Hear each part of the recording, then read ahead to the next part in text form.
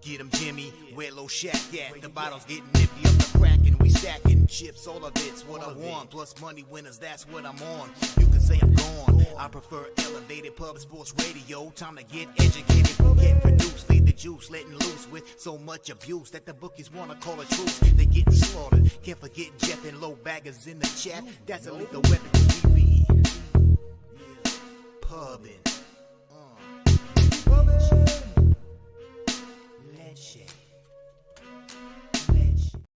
What up, cappers, gamblers, punters, hustlers, low baggers? Happy Thursday, March 2nd to all of you. Thank you for watching Betting with the Bag right here on Pub Sports Radio. A profitable night last night. Had a chance for a giant night when it was 2-2 in Anaheim, Washington, and 2-2 in Carolina, Vegas. Had a chance for a huge night at that point, but lost those two, unfortunately, to break even completely in NHL. In NBA, the look on the Magic was poor. The Bulls pushed the first quarter. But in NCAA basketball, we went 6-1. It's very nice. There was a nice opportunity to go 7-0, but we went 6-1, and it was very important. It was much needed. Today, we're switching the order around. We're going to have college basketball second so that we can cap all of the afternoon action, the stuff that you guys aren't going to get on Net Profits at 5 p.m. So every single afternoon game will be capped here. The 2 6 o'clock games will be capped here. Then we're going to go into the semifinals of the Asun. We cap the quarters on Tuesday. And then we have a few, big spots at the end of the card. So it's going to be fun. We have Mr. Gogster joining us for NHL.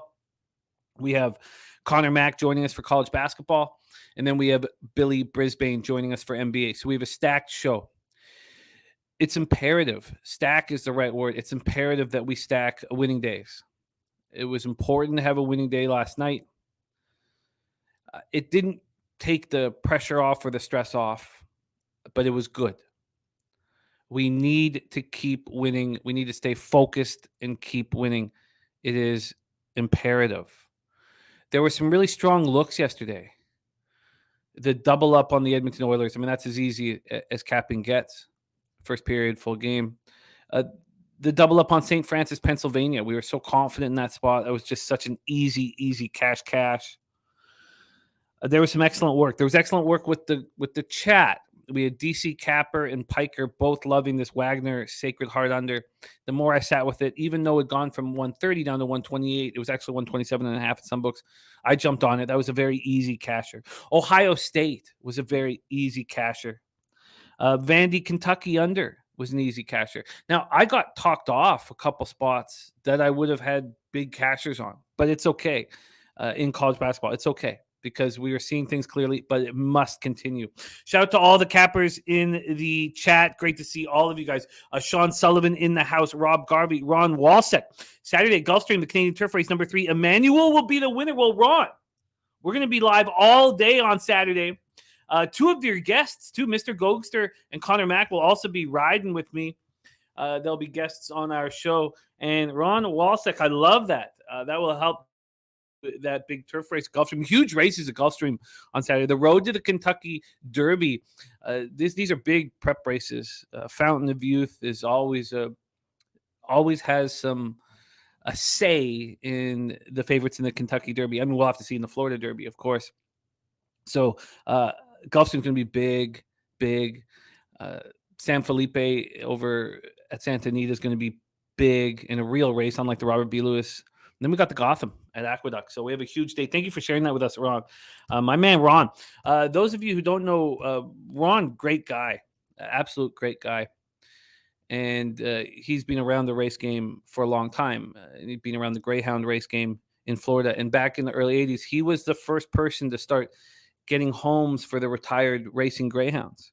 That was his initiative, and that was in the early '80s. And he was part of the reason why the retired racing dogs found loving homes. So shout out to our guy Ron Walsek, great capper and great friend of the show, and had my back since I started. So my guy Ron Walsek. Troy Torrance, what a huge rebound, 5 of 6 yesterday. I love it. Rob Garvey said bankroll been getting whacked. Well, let's start stacking here. There's J Dub. Thank you. Yeah, it was big bounce back. Needed it. Nuke Worker, Imp 13, Bo Jackson, Jay Peasy, Dan Kelly, Serious Business, Equinimus, North Enders had finally had the big night. I love that you had that big night. That Lakers call yesterday. We had some great calls on the show, and I don't know how I didn't have a huge day in NBA. I'm just really pensive in NBA. I only made 2 bets in NBA. You guys know that I have some concern over what's happened to my bankroll in 2023. And but look, the triple up on the Knicks, I mean, that was just too easy. And then our guy Durrell having a real focus and really wanting the Lakers turned out to be great for him as well. So a great job. D. Jenkins ready to go. Lucas Ryan ready to go. Heading to my first basketball tournament in 30 minutes. Missouri Valley. Any thoughts on the early games? Yes. Unfortunately, we are still going to start with NHL, but we're getting into the early games with CMAC at 12:05. Maybe you could have us on your phone when you get there or something, because we have to stick to this order that we have right now. Again, CMAC's out west. So he's capping as we speak. It's only 8:08 a.m. for him. Vaughn Polo ready to go. And Sean Sullivan, Dan Kelly said, I was looking for a line on Lakers, yes, to make the playoffs. Couldn't find it. I should have listened to you sooner, says Dan Kelly. Viper NB ready to eat. Andrew G says, I like the Mavs and Raptors today. I'm really excited about these 2 games in Washington at the Verizon with the 9th and 10th seeds, Raptors and Wizards. Sean Terry ready to go. Troy Torrance, Rocco Rogers ready to eat. Respect Rocco Rogers. Lee Davis says, need a big bit day. Got taken to the cleaners last night. Let's get that for you. There is Clint Starr, the Die Hard MMA podcast. Troy Torrance, Jordy Nordman in the house. My guy Nordy now in Edmonton. Love that guy. Nordy rolling with us. Slats 45 says bad night in the NHL. Bertuzzi to Bruins. They're all in. Did they move on him? Did that happen? I mean, we've all been waiting for that. Did that happen?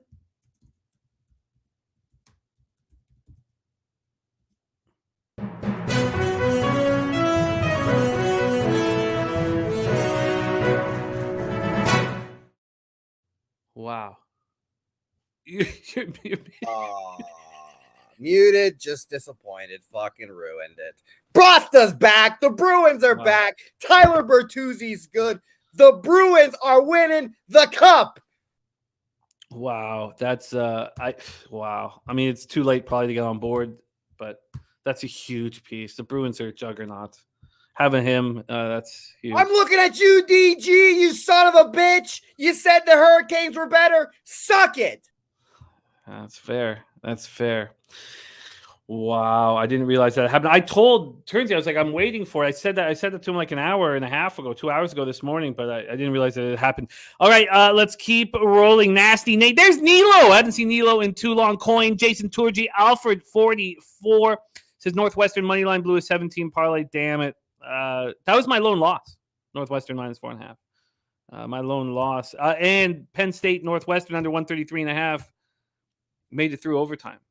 But I thought there was going to be a double overtime and I was going to lose it. Nuclear says he'll be there at some point. Jimmy, I love that. Nuki baby. Rocco Rogers, Dan Bond says 2 straight days tuning in. He's hyped. BJ, Sean Pulliam. Okay, we got to get to work here. And Dan Kelly just got Lakers, yes, to make the playoffs. A FanDuel at plus 225. I'm interested. The to make the playoffs have been the only futures I've made in NBA. I've got the Wizards at 290 and the Raptors at 180.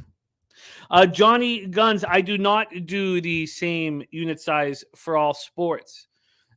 But college basketball used to just be $100. Both college basketball and college football started out the year as $100 unit sizes, half of my regular unit size. I bumped both of them up to 150. We had a great season in college football. NFL and NHL are my highest at 200, and NBA has dropped from 150 to 125 at this point. So those are my unit sizes, and you'll know when I'm succeeding is when those unit sizes go up. I mean, that's a sign of a succeeding gambler. So there's BT in the house. A nasty Nate. No, we can't skip NHL. We can't. I need to get hot so badly. Lucas Ryan gifting a Pub Sports Radio membership. Alfred 44 winning it. Thank you, Lucas, my man. Okay, we got to get to work. Stimmy OG, Alec, Dan, Bonner said no Oilers last night. Yeah, it was just a no sweater. There's Sky Dragon in the house. Feeling the pain of that move. That's a huge move. I wish I could give you guys all love. You guys all deserve it. AOD, Sweaty Butcher, Bo Jackson. Thank you guys. Jimmy Gomez in the house. Perfect for NHL. DC Capper says garbage time basket ruins TCU. 2.5 spoils, 3 in one day. But that Sacred Heart was a great look. So, okay. Let's get to work. Let's get to work right now. Manitoba Slim says always enjoy Jose's input. And the Taint play of the day back in business with Matty Ice not on Twitter. We're trying to get his Twitter back. But here he is. Taint play of the day. Loyola, Maryland. Plus 15.5. Ooh, that's a fun one. Okay, let me add that here to our college basketball. Loyola, Maryland. Joseph Gomez let the tanking begin for the Hornets. Agreed, and they were horrific last night. We can get there in time. We have a plan to start with college basketball at 12:05. That will give us 25 minutes before the first game. Everything's going to be fine. There's Winner's Circle, Bankroll Spence, Rodney Barton. Let's get to work right now and bring on your first guest. He gifted me this Belleville hat, and I wear it with pride. And he's rocking and rolling with us right now. Belleville, Ontario in the house. Please welcome Mr. Gogster to the show. Gogster, how are you? Oh, Jim, what's going on, buddy? Nice hat. Yeah, the Belleville Senators came off a loss last night to Utica. We actually picked up a goalie, Dylan Ferguson. So because of what happened with Sogard, as you guys all know, for Ottawa, Sogard. How about Mads? He's 6'7", been playing really good hockey. But enough of talking about Belleville, Jim. Let's get into this NHL slate. Cappers, how are we doing in the chat? Haven't given out as many picks on today's show, Jimmy. I'm going to kind of keep it a little bit smaller on the card. The big news with Bertuzzi, that's man, they're just getting better and better. You know what I think happened? Toronto did all those trades, and Boston said, "Here, hold my beer. I got to do one more trade here." And then they get Bertuzzi in here. Just it's insane how good the East is right now, guys. It's going to be a real good playoffs. Can't wait for it, Jim. Yeah, I hate that pickup. That's Boston doing Boston things, man. And we signed Pasta, and we re-signed Pasta. I'm fucking eating spaghetti tonight. Some fucking tortellini, maybe some angel hair. God damn. Never heard anyone so proud of eating angel hair. All right, let's get to work here, and we'll start with the big bad Bruins. 7 p.m. Eastern, Buffalo Sabres 31-24-4, 19-8-2 on the road at the Boston Bruins, 47-8-5, 24-2-3 at home, TD Garden, Boston, Massachusetts. This might be the best roster. Yeah. Ever assembled? I know, Jim. Ever assembled? No, I wouldn't go that far, but this might be the best roster we've seen since. It's extremely deep, like 4 lines. Like, yeah, these 4 lines, Jim, like it's playoff hockey to a T. This Boston team, man, they just. Goldster, you want to know something that I learned? I've been working with Jimmy for like fucking 3 years now or whatever. You know what I learned from Jimmy? He told me if David Krejci is on the Bruins, they win the cup. He is that good. And you know what? He took a lovely vacation in Czechoslovakia, wherever he was, the former Yugoslavia. He had a great time there, had a year off. We fired our slapdick coach who's now in Vegas fucking playing with himself, buying $5 hookers and doing all that. And now we have Linus, my king, Linus, who Jimmy hates because he fucking buried a goal on Jimmy's ass. Buried him. You know how many times I almost sent Jimmy a picture of my guy Linus? Like 6 times this weekend. But guess what? It doesn't matter because the Bruins are the best team in hockey again. You let this happen again, world, and we're back. He sounds like he's from Boston now, you know? Like he's a real Boston pride. I love it. It does. Fanatical Jim says, okay, now he's on the Sabres first period, money line and team total over. Real Deal Prime screaming Sabres. I have Lokinen posted here. I'm not sure if he will be in between the pipes. Do you know if he will? You got Logan? I don't have him confirmed yet, but that's who I have projected. Him and Swayman. I have Swayman projected too for Boston.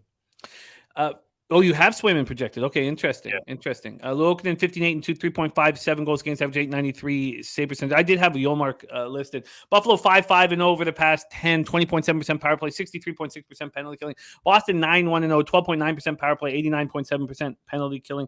We'll go to the line history, and we got to be tighter on our breakdowns today. Yeah. We want to get to college basketball by 12:05. Here we go. Money line here, Boston opening up at minus 290. There's been a move towards Buffalo. They're now minus 271. From the Buffalo side of things, it's 246 to plus 237. Total wise, it's opened up at 6.5, juice to the over. There's been a 9-cent move to the over. Boston 9-1-0. I mean, they're doing that without a power play clicking right now. I mean, they're just scary. I don't like it. I don't like it. Slatsy says Bruins have scored 4+ goals last 4 out of 5 in Boston versus Sabres. Alex Tuck, a big miss for Buffalo. Yeah, Sabres had their 3-game winning streak snapped to 5-3 loss at home to the Jackets on Tuesday. It was extremely upsetting that I wasn't on the Jackets. I had them set for first period full game, and Merzlikins being in net. Now we know that Korpisalo was shipped out, but that got me off it. It's too bad. Rasmus Dahlin and Alex Tuck are out of the lineup for the Sabres. Those are huge losses. Now they'll get better with those losses. After a few games, teams can start figuring out the missing parts, and Owen Power can step up if he's capable and things like that. Yeah. The Bruins come off sweeping their 4-game road trip out west. I've never bet on a team coming home off sweeping a road trip in my life. I'm not going to start here with them as a big favorite. They were last seen defeating Calgary 4-3 in overtime on the second half of a back-to-back. They were completely outplayed by Calgary, but it doesn't matter. That's when you know how good of a hockey team that you're dealing with. They've won 8 straight games. Taylor Hall, Nick Foligno remain out of the lineup. Any look for you here, Gogster, Sabres, Bruins? To be honest, this game, I want to lean towards Boston to be like, as much as Buffalo, they're missing without Tuck and Dahlin, Jim. Like, Tuck pretty much, the first line centerman there, Dahlin on the defensive end. They've allowed 43 goals, though. That's my problem here, Jim. Defensively, 43 goals allowed since the break, 5-5 overall, 63% penalty kill.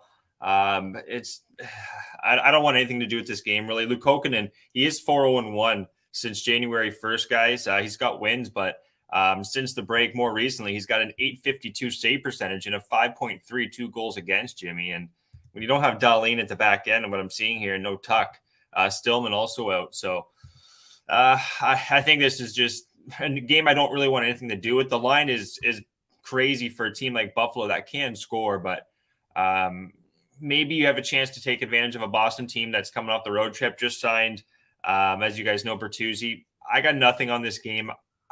I would lean towards even maybe a Boston or a Buffalo or a Boston team total over. I just think defensively right now, Jimmy and Luukkonen, it's a little too much for them. I know they're just missing one player in Dahlin, but man, he's just so accountable for this hockey team, guys. So I'm gonna have nothing to do with this game. I don't need to play every game, right? So it's gonna be a pass for me, Jim. I passed on this one as well. Bankroll Spence's can't go against Boston. Look, everything pointed towards the Flames at the end of that road trip, and Boston still won. And I didn't. And I wanted to bet Calgary so bad, and I was like, don't bet against Boston. Thank God that I didn't.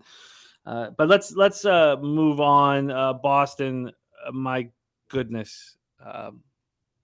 Let's just stop talking about how good they are. Talk about them in general. All right, let's move on. Next up for me. By the way, I had 6 bets on yesterday's NHL card, and I was so confident. Obviously, the AHL goaltender coming in for the Avalanche screwed me because they were ready to go. They cashed their team total over 3 very easily.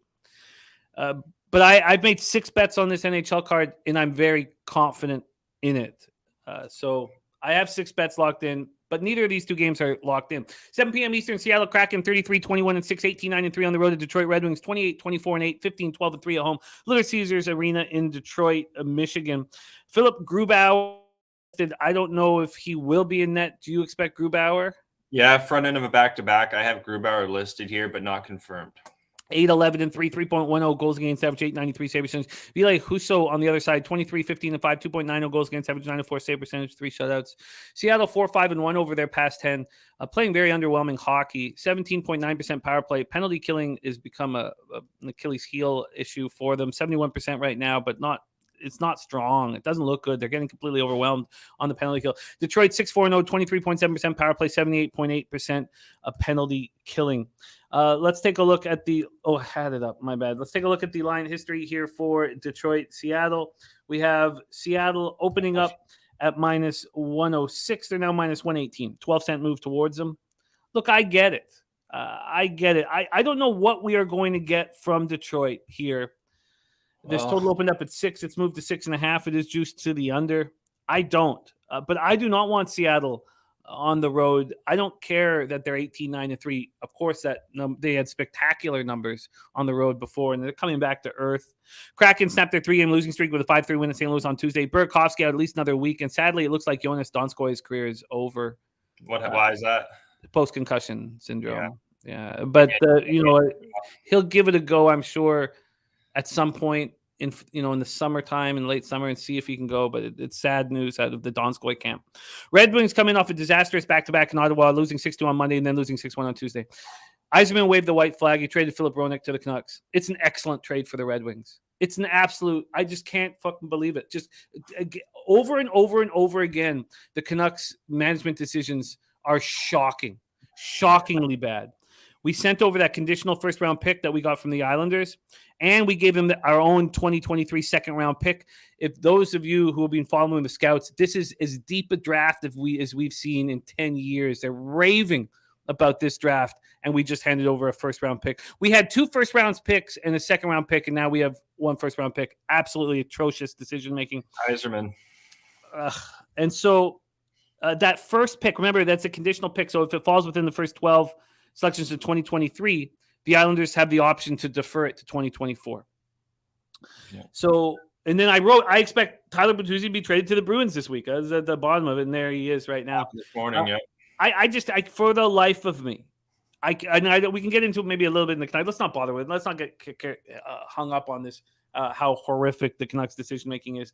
Rocco Rogers says Seattle money line and team total over 2.5. He said he had Ottawa Monday against Detroit. Went back to the well on Tuesday after seeing how awful Detroit looked on Monday and was right. They looked awful again. Said Seattle gonna want to get running on the road again. They had something going. I think they'll be hungrier team. They have to get one back.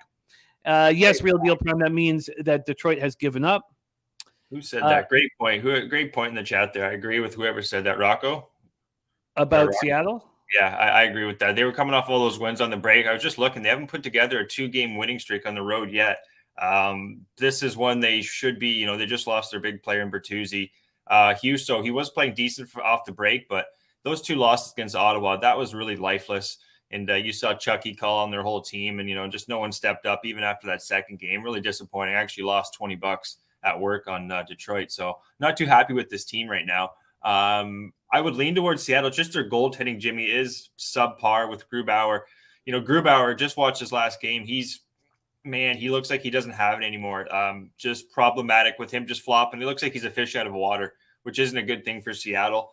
I want to take Seattle money line here, guys. Minus 115 is awfully friendly. That number seems pretty low, but I'm going to just stay off it. I'm going to stay off. It's a front end of a back-to-back. I would actually lean to the under. Surprisingly here, Jimmy, I think after that brutal, you just lost Bertuzzi too. They've been just getting their ass kicked really against Ottawa. I think they're going to come back defensively a lot stronger here. Seattle, on the other hand, it's a tough game. It's a tough cap, but I would lean towards under in Seattle, but I don't want anything to do with this game while I'm thinking about it. Either do I. And I'm not involved in the next one either. But then I have a bunch of action. Let's talk about the next one. 7 p.m. Eastern. Nashville Predators 29-23-6, 13-12-3 on the road at the Florida Panthers 30-26-6, 16-9-3 at home. Florida Live Arena in Sunrise, Florida. Look, I know that people are going to want to try to step on the throat of the Wings. Maybe I should just touch it. We can keep this banner up, Jose. But I know people want to do that. But I do not trust the Kraken. I don't trust them. I don't trust their goaltending, but that's my problem. So, I expect Seattle to win this hockey game. Is Detroit going to show no life whatsoever? I'm very curious. Yeah, exactly. I think they do show a little just forecheck, back check, paycheck kind of deal. Let's play some hockey because the last 2 games they didn't show up at all. I agree. I'm off of this one. Let's talk about here, Florida's live arena. So UC Saros 23, 17 and 5, 2.79 goals against average, 916, save percentage, one shutout. Bobrovsky 18, 16 and 2, 3.06 goals against average, 904 save percentage, one shutout. Nashville 5-5 and 0 over their past 10, 28.6% power play, 83.9% penalty killing. Florida 6-4 and 0, 7.4% power play, 7.4% power play, 71.9% penalty killing. That's over the last 10 games. We got Premier League darts from our guy Wild Hound. Premier League darts from our guy Wild Hound. He'll be rolling with us on Super Saturday for the prep races here. But coming in this spot, Nashville's coming off having their 3-game winning streak snapped in a 3-1 loss at home to Florida on Tuesday. I have no idea how they're scoring goals. I'll keep saying that. I agree. I'll keep saying that over and over again. And look, they scored 1 goal last game.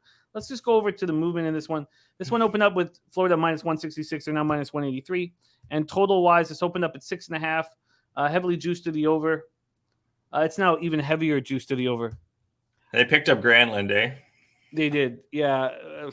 I care that much. But again, he's their first line left wing with Cody Glass and Duchesne. Like, you want to talk about lack of depth? It's right here in Nashville.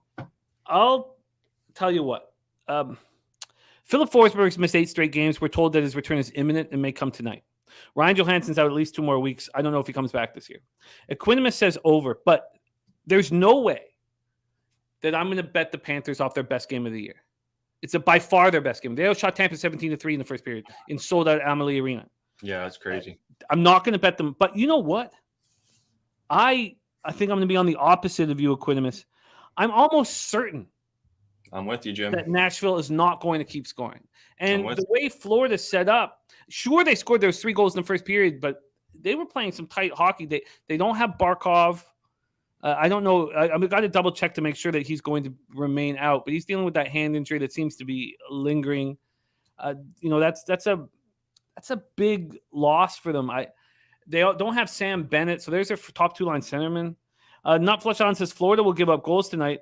I don't doubt that, but I still think they're going to play defensive hockey. And if you're going to give me an under 6.5 at this plus money, now Down Bonner says Barkov and Bennett are back. They're both back. Did you have that information? No, I'm just trying to look for it right now. That's huge. Who said that there? Dan Bonner, OG Dan Bonner. This guy knows what he's talking about too. So I'm going to take that for what it is. So, yeah, that's big for Florida, definitely. And Nashville, yeah, I'm in agreement with what you're saying with Nashville. Now, Slatsy's Alexander Barkov is not playing Thursday. Barkov won't play Thursday versus Nashville. That's Local 10 Miami reports. So he is not in. So let's just nip that right that's there. Right, no worries, Danny. So Slatsy and Real Dealer coming in saying that it says out. So and Sam Bennett is out Thursday. They're both out Thursday. I think this is a under spot here. Take it away, Goldster. Yeah, I'm completely agreement. I was hoping they were going to be out, Jimmy, because Barkov, Bennett, Johansson, Forsberg. The line's just I think 6.5. I had written down 6. Expecting a 6 on this game, guys. So right away, I want 6.5 plus 105. And also give me the first period. I'm going to double up here, Jimmy. This is a double up spot. Where is it here?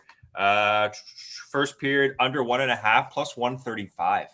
Like there was even 2s up there. And if you're looking at these goalies since the break, Bobrovsky's been really good. 6-3, 0.925 save percentage, 2.48 goals against. And then since January 1st, at home, he's 6-2-1 with a .908 save percentage and a 2.80 goals against. That's good numbers for Bobrovsky. He's actually playing some good hockey right now. And then they're missing offense. Knight too. Knight's on the he's on the shelf for a while there. So he's really got to take the wheel here. Bobrovsky. Been looking at Saros. I have goals saved above expected, which is just a stat I like looking at all year. 27 plus 27, which is huge, surprisingly. 5-3 though, Jimmy, on the road since January 1st. Saros with a .933 save percentage and a 2.39 goals against. Goaltending is exactly what I want to see for this game. And then stats first period, last 10 games, Nashville is 7-3 to the under, and then Florida is 6-2-2 to the under. So everything's trending towards the unders. I'm in agreement with you here, Jimmy. I'm doing a double up first period, full game. Not going to do the no goal first. Go in. Oh, Spieth just chipped in out of the bunker. Sorry. I'm not going to do the no goal first 9 minutes, but I'm going to do first period under and full game under. We can get you that first period under at plus 115. We can get you that under 1.5 at plus 135. Although there is a 2 available at minus 129. Minus 129. You know what? That's probably the smart thing to do. I already did bet the plus 135 though. So did you tweet it out? I didn't tweet it out okay, yet. No. Cool. So you can take the best line available, whatever you choose here. So Gogster's on the under 6.5 at plus 115. First period under 2 at minus 129 as well. I want this under 6.5. You know what? I'm willing to take this risk. I'm really truly willing to take this risk here on it. So let's move forward here. Roll on. Next up, 7 p.m. Eastern, Ottawa Senators at New York Rangers. I probably rushed this. Now that I think of it, let's see if I did. Let's take a look at the line history here. Rangers opening up minus. No, I did not. Good. Where's Dan? So there's been a quality move towards the Ottawa Senators. Yeah. They opened up at plus 149. They got down to plus 136 at 10:34 in the morning. There's been a little bit of buyback. They're at plus 140 right now. Totals wise, opened up at 6.5. Minus 116 to the over. It's now minus 117 to the over. So not much there. Madison Square Garden, New York Rangers 17-10-4 at home. They've been a little disappointing at home all year. And Ottawa 12-14-2 on the road. Surprised that they picked up Chikrin. And I'm not sure if he's going to be in the lineup. I expect he's not going to be in the lineup. But I was trying to get that information, but I'm expecting him not to be in the lineup. Are you? Is that the same as you? No, I don't expect him. No, I don't expect him to be in the lineup. I would be surprised. Talbot 13-14-1, 287 goals against average, 905 save percentage, 1 shutout. Do you expect him in or Mads in? I have written down Talbot. Talbot's going to be going here. I have first start, or not first start. He's 1-1 since he's returned. Huge shout out to Isaac back. Thank you, Isaac. What a very cool gesture. $25 dono. That means a ton, an absolute ton to us, Isaac. Thank you so much. I don't remember seeing your name in the comment section. So it's very cool. Yeah, absolutely. Thank you, Isaac. That means a ton to us. Thank you for your support, my man. And let's get that cash. Right. So Talbot Halak.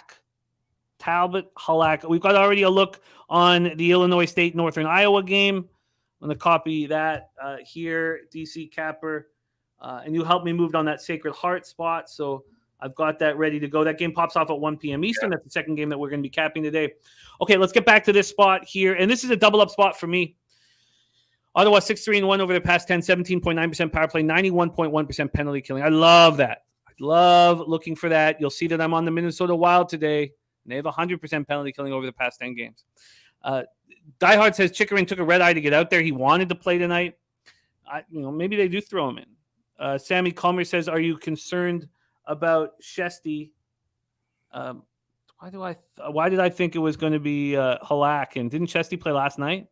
Yeah, I believe Shesty played last night. They had a back-to-back, so yeah, Shesty would have played last night. Yeah. Okay, so yeah, I have no concern that Chesty's going to be in there. And I have no real concern about this spot, risk-reward-wise. Senators are playing their best hockey of the year. They come in off their third straight win, 6-1 at home over Detroit on Tuesday, albeit it's been against weaker competition in the Habs and Wings, but they've outscored their opposition 17-5 over their past 3 games.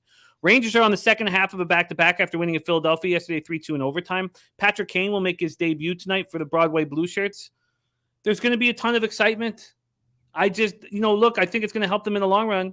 The question is it going to help them now? And look at this. Give away the spin wheel. Uh-oh. Once we get to 120 likes, he'll drop a phrase into the chat to enter the Wheel of Money. Big shout out to Jeff Slaughter. I love it. Jeff. That means a ton. And Isaac saying, I'm usually late to the video, so can't chat, but thanks to the fans here giving info and picks. Good luck. Thank you, Isaac. That means a ton to us. Much love to you, Isaac, my guy. So exciting. We get to 120 likes. The wheel is in play. I'm on the Ottawa Senators first period. I'm on the Ottawa Senators full game.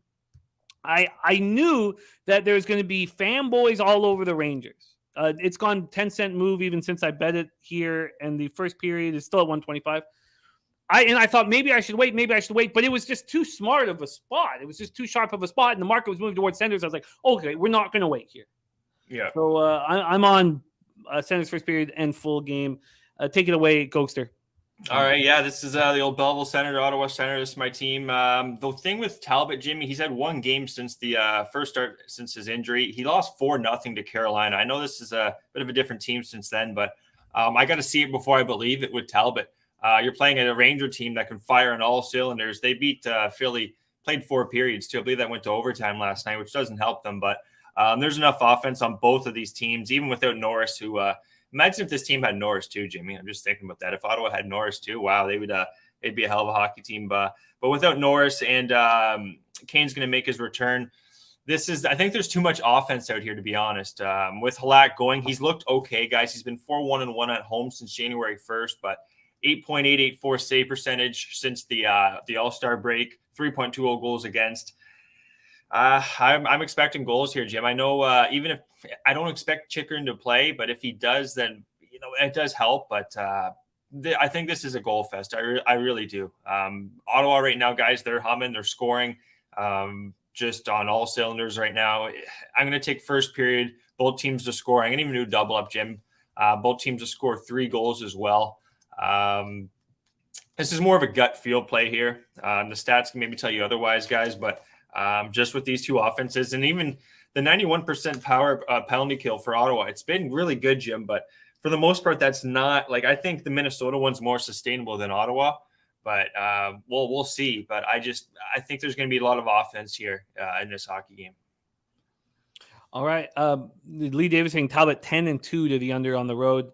Okay, let's lock your. Everybody who comes on the show and in the chat just shits all over Talbot. I'm not one of them.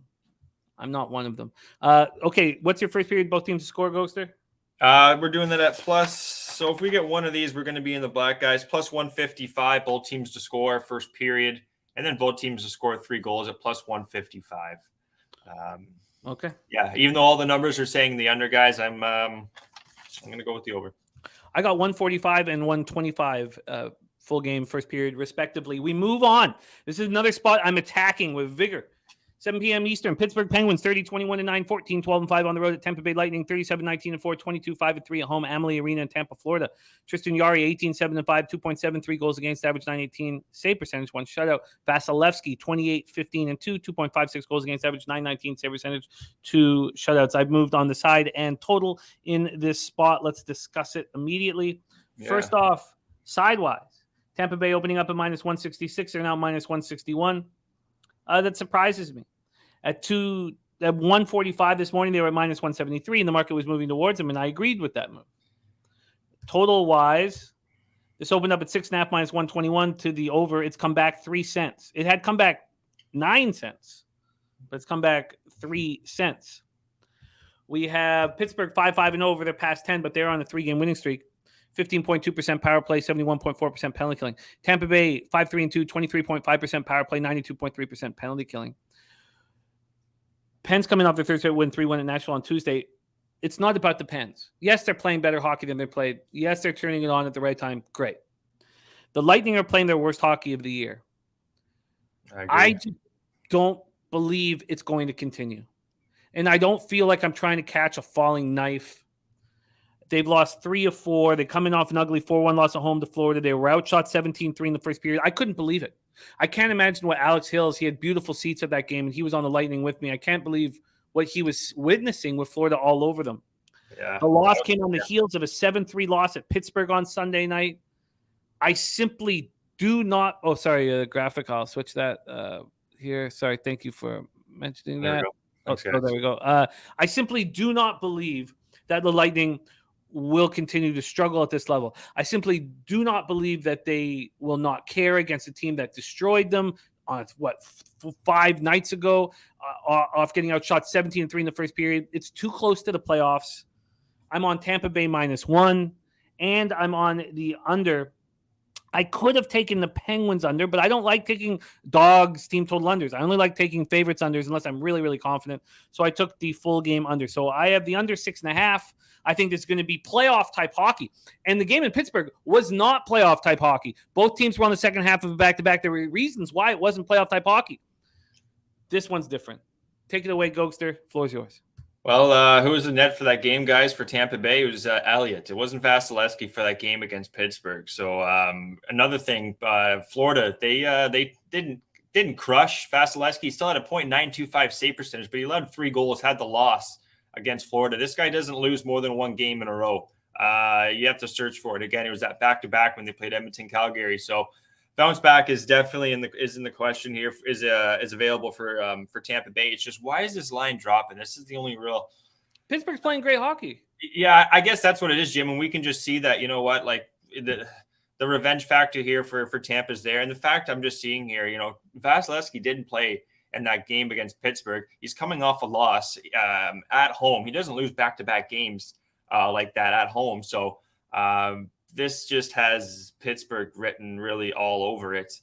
Or not Pittsburgh, sorry, Tampa Bay written all over it. I'm going to take it. I'm not going to think twice, too. I'm going to take the regulation, though, Jim. I got it at -103. I bet you could probably find a better line now, though, just because it's been dropping. I'll see if I can just quickly here. One line here, 365, seems to have a better number. They have it at +100, so I'll take +100 on Tampa Bay Gem win regulation. And then I see some people in the chat talking about Pittsburgh team total under 3.5 would be awfully juiced, I believe. But maybe take a solid 3, do the old calculator we have there, and take it to 3. Because I do think, like I said, the bounce back for Vasilevsky, it's been happening for years. So, and I don't see it changing. Low scoring game, I agree too. A couple of things here from the chat. North Ender says Tampa knows they're playing Leafs in round 1. Not much to play for. I disagree.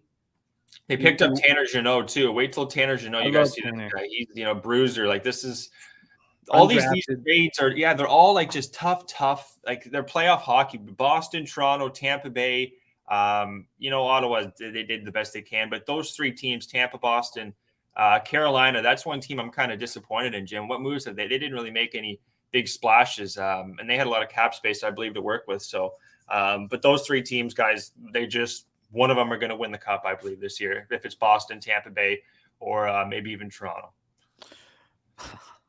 To this spot, though, I do believe there's something to play for. You need Game 7 at Amalie Arena. You need it. You need all the pressure on the visitors.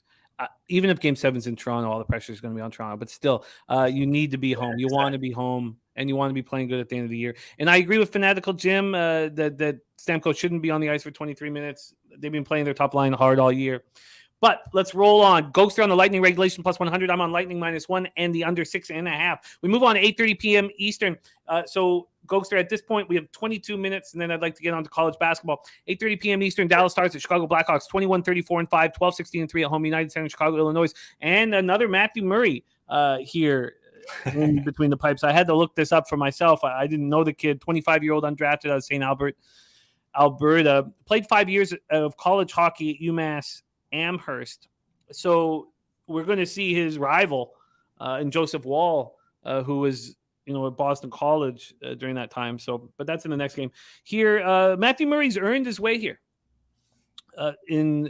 with the Texas Stars, 14-9-5, 2.36 goals against, average .909 save percentage, 3 shutouts. He's earned his way here. I have Mrazek listed for the Blackhawks. I'm not sure if he'll be in between the pipes. 8-16-2, 3.82 goals against, average 890 save percentage. He's been a little bit better of late. Dallas 4-3-3 over their past 10. They can't be trusted. I know that they cashed the puck line against Arizona, but as Clint had a wild situation there. He's betting against his home team, and he laddered Dallas, and it was not an easy comeback. I mean, it was 2-0 Arizona, and Dallas had to fight back. And that first line still not scoring. No. Hintz, Pavelski, Robertson are not scoring. Let's take a look at this line history quick and be fast as we move through this one. We have Chicago opening up at +191. They're now +215. Look, I get it. This total opening up at 6, -111 to the over. It's now -118. I get that too. Dallas on the second half of the back-to-back. Blackhawks coming off their second straight loss, 4-1 to Arizona on Tuesday. I just want nothing to do with this. I want nothing to do with this. Yes, Jimmy, we need you, baby. We need Jimmy Go in San Antonio. But I don't want anything to do with this game. Take it away for us. Let's hear what Clint said. It was apparent they were just kind of there and never felt fear of losing. Should have won 6-1. Lee Davis says maybe Dallas put together a win streak. I don't like this hockey team, but I love Jason Robertson, Rupert Hintz, and Joe Pavelski. So It's a little. Take it away for us, Gogster. You'd think they can win this game for Matt Murray and not the Toronto Civ they got there. 14-9-8 in the AHL, .909 save percentage, 2.36 goals against. I haven't followed too much of the AHL this year, so I don't know as much about Matt Murray for the Dallas Stars, but it's going to be a back-to-back I have here, Jimmy, for this Dallas team. So let me just bring it up here real quick. Come on, Gogster, get on the wheel. I think Dallas is going to crush them. I got to feel they – like maybe like a 5-2. I think they're going to beat up them. They have the back. Or no, sorry, they're coming off. Yeah, second. They played last night, 4-2 at home over Arizona. Yeah. Okay, sorry. Yeah. Where get my head out of the gutter. It's a game I don't really want anything to do with. I think they should keep that momentum. Playing Arizona and Chicago, Jim. Those are two of the weaker, bottom barrel teams in the NHL. So they shouldn't have any difficulties, against a Chicago team. They don't have the offense like Vancouver or even Arizona. They lost to Chicago 4-3, actually, February 22nd. So there's a revenge factor for Dallas here, too. They've been playing really poor hockey. They got to start winning some games. So I don't take puck lines, but I do think, even though it's a back-to-back, there's no more Kane 2, right? The Kane tour is over for Chicago. So I think Dallas, maybe a money line parlay, that should be pretty safe tonight, I think. Let's move on. Nothing for us here. Cheshire says Bertuzzi trade kind of feels like Bruins Stanley Cup is inevitable. Yeah, we were talking about that as well, Cheshire, sadly. 9 p.m. Eastern, Toronto Maple Leafs at Calgary Flames, 27-21-13, 15-11-3 at home are these Flames. We're at Scotiabank Saddledome in Calgary, Alberta. Joseph Wall for the Marlies was very, very good.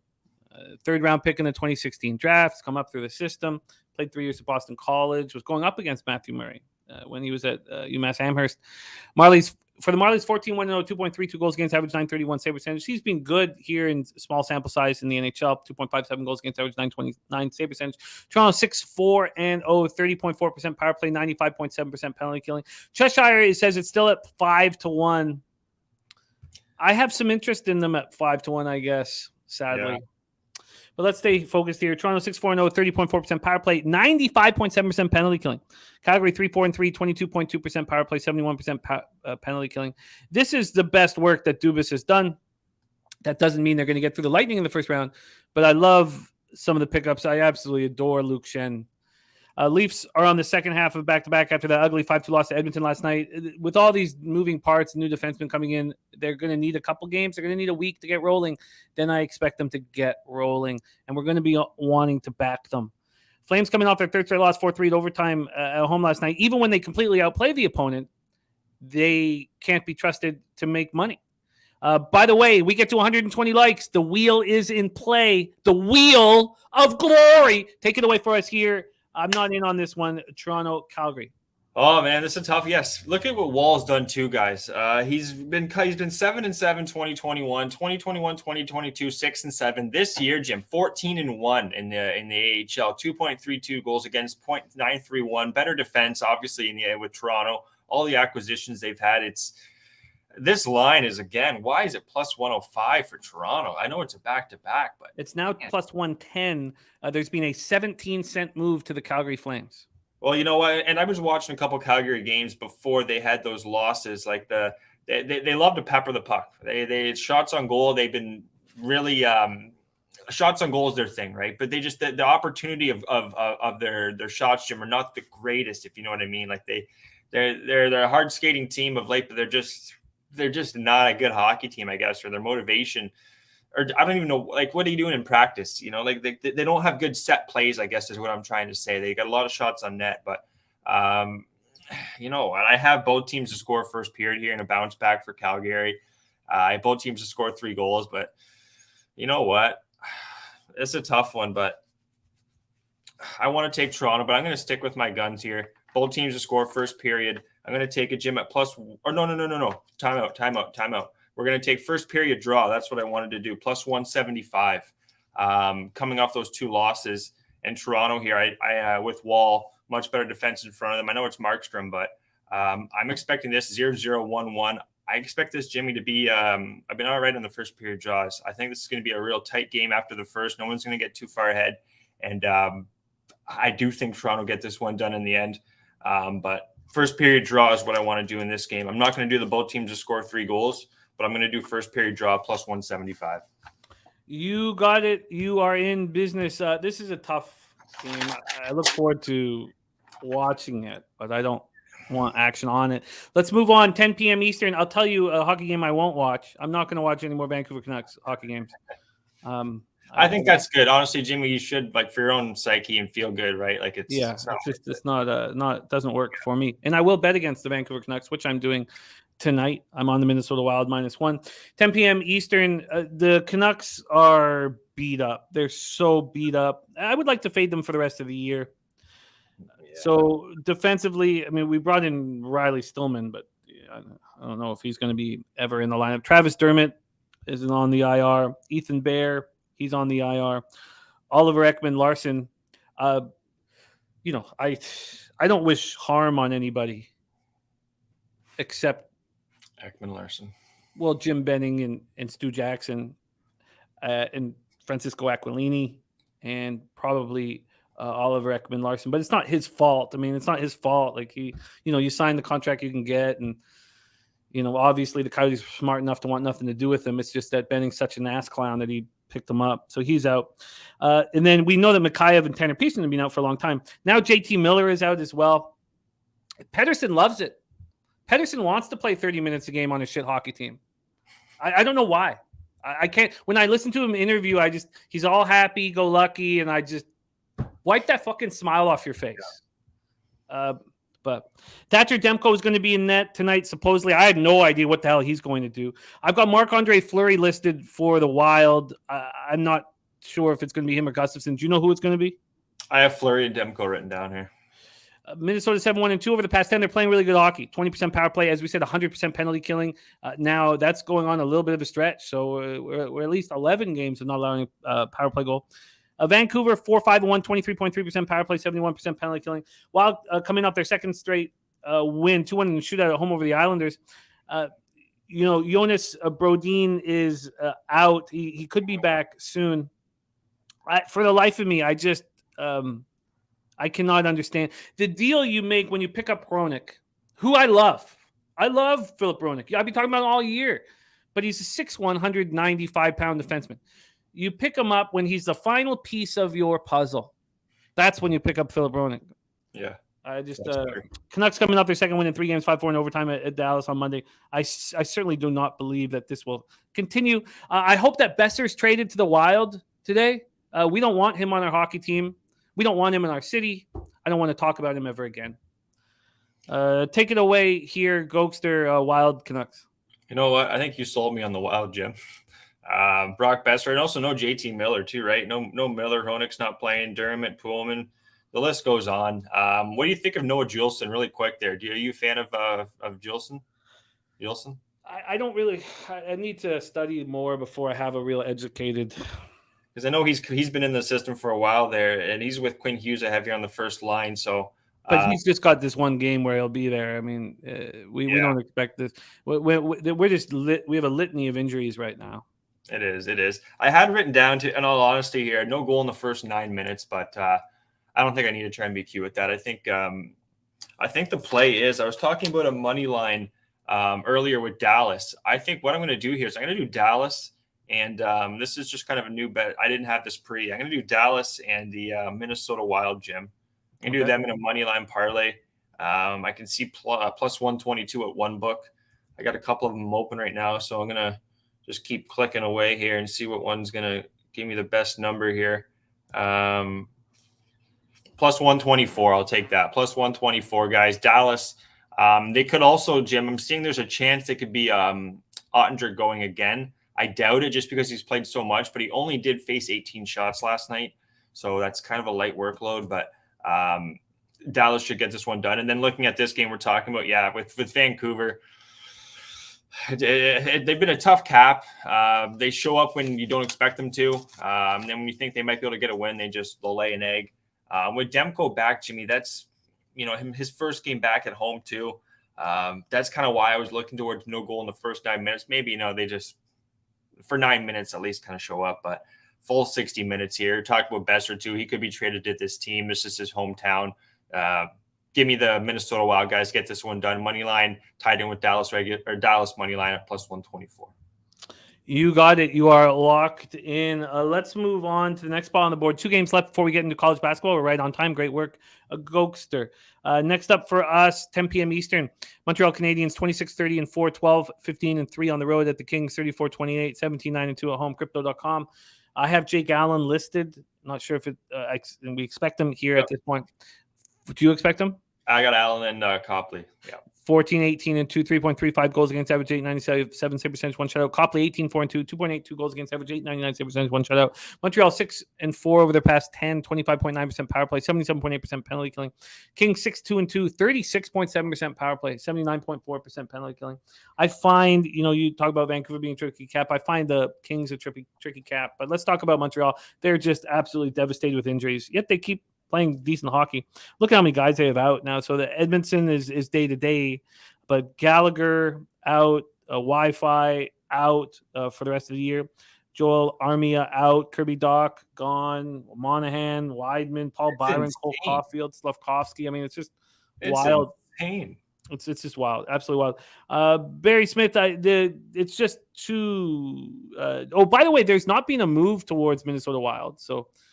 Maybe you can say that there's sharp money on Vancouver, but here the Kings are just too big of a favorite for me. Opening up at minus 229, they're now minus 254. So maybe it's going to be an easy win for them. Maybe I just don't want them at this price. I don't want them in the minus 1.5 either. This total opened up at 6. It's now moved to 6.5. The Kings coming off their second loss in 3 games, 6-5 in a shootout Winnipeg on Tuesday. Left wingers Brendan Lemieux and Trevor Moore are both close to returning. Habs come off their 3rd win in 4 games. 3-1 to San Jose on Tuesday. I just don't want them. Bled's W on Kings minus half first period. Lee Davis leading in Montreal. This game does not appeal to me. Gogster, take it away. Yeah, this game here, it's weird how well Montreal's been playing, guys. But if you look at Allen, he's been really good since the break. 4-1, .937 save percentage, 2.0 goals against. LA can't take this one lightly, Jimmy. They take this one lightly. Montreal could lose this one. LA could lose this one. It's going to be a front end of a back-to-back for Montreal. So they do play again tomorrow. So no confirmation yet on who's going to go, but I expect Allen. Copley on the other hand, he's been great. He's taken the reins. It's too bad what they did with Quick, how he just got shipped out the door there to Columbus. But yeah, I have to look towards the Kings, but it's not a game I want anything to do with really, Jimmy. Both power plays have been humming. Like, I don't know. I want nothing to do with this game. I expect Montreal or LA Kings to win this one, but not something I want to bet. Because if you look at Montreal, Jim, they were down 1-0 against San Jose, and out of nowhere, boom, 3 goals in like the last 10 minutes of that 3rd period. So as teams just winning games or finding ways to win, I know it was a weaker team in San Jose, but I'm going to stay off this one. Lee Davis says Kings have to be flat right. Quick being traded. That did upset them, supposedly. Yeah, it did. Pissed them and right look how upset they were. Kopitar scores 4 goals. And they are coming back 5-game road trip. Look, I get it, Lee. The Habs, North End says Habs play with effort. Look, I love bum fights, but I can't bet on the Habs right now. And the Kings are a tricky cap for me. The market's moving heavily towards them. I get anyone who want to move on the Habs. I can't do it myself. With all the injuries, they're still they still got Hoffman, Suzuki. They picked up Guryanov, Anderson, Drouin, Harvey Pinard, Pitlick, Dvorak. It's their top 2 lines are okay. It's even with all these injuries, Jim. Montreal's, I don't know. It's weird. I don't want anything to do with this game. Just Montreal's just kind of that bad hockey team that's playing well right now. So I kind of like the way Quinnimus is looking at it. If the Habs score first, move on the Kings. Let's talk about this last game. We got afternoon college basketball to attack. Final game on the board doesn't appeal to me. St. Louis Blues 26-29-5, 13-15-1 on the road. San Jose Sharks 18-31-12, 6-16-8 at home. We're at the SAP Center. Binnington and Reimers, who I have listed, both goalies have had almost identical goals against average and save percentage and shutouts. It's wild. St. Louis 3-5-2 over their past 10, 8.8% power play, 82.8% penalty killing. San Jose 3-6-1, 12.5% power play, 90.9% penalty killing. Thank God the Oilers did not pick up Carlson. I want, when a manager like Doug Wilson signs a ludicrous contract and makes a horrible trade, I want that weight to weigh on the neck of Sharks fans. I want you to feel the pain that I feel in Vancouver. I want that contract to be with you year after fucking year after fucking year. And I want you to feel how horrible it is when you can't get underneath a shit contract from a so-called fucking legend in Doug Wilson. Now, in this hockey game, I don't want the Sharks. I don't want the Blues. St. Louis coming off their 6th straight loss, 5-3 at home in Seattle on Tuesday. San Jose comes in off its 3rd straight loss, 3-1 at home to Montreal on Tuesday. Both penalty killing is strong, and both power plays are awful. Would that tell you maybe the under is in play? Maybe, but are these teams going to play with any heart? The Blues forwards have no heart. So the Sharks opened up -116. They're now -118. Total opening up at 6.5. There's been a 2-cent move to the under.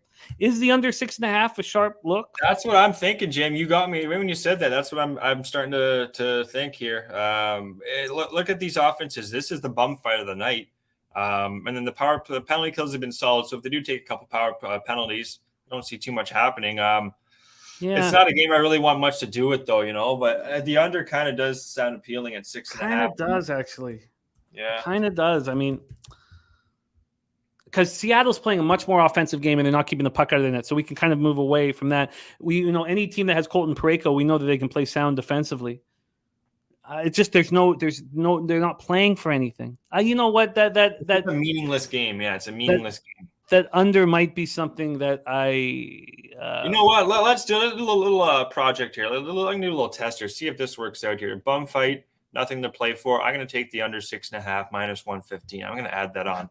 See what happens here. Maybe come back next Thursday, see how it works out. But I'm in agreement there, Jim. I am. I know the numbers have been bad, but you have two offenses that are just very subpar right now. Karlsson's going to score all these goals? Like, no, and Meyer was shipped out, right? Where'd Meyer go? Timo went to the Devils, but he's still hurt. I'm interested in this. I'm interested in this. Yeah. Wow, look at that, Mally Mal. I'm glad you had a great birthday, my man. I'm glad you had a great birthday. Mally Mal, what an OG. I love him. But I like where you're at. I have some interest in this. Maybe I move on. I'm gonna keep an eye on it, but small play. Well, I wouldn't. I would keep it in line with all my action, but okay. I am interested in it. Let's review all action here. Buffalo, Boston. We stayed off. At 5-1, maybe it's time to move on the Bruins.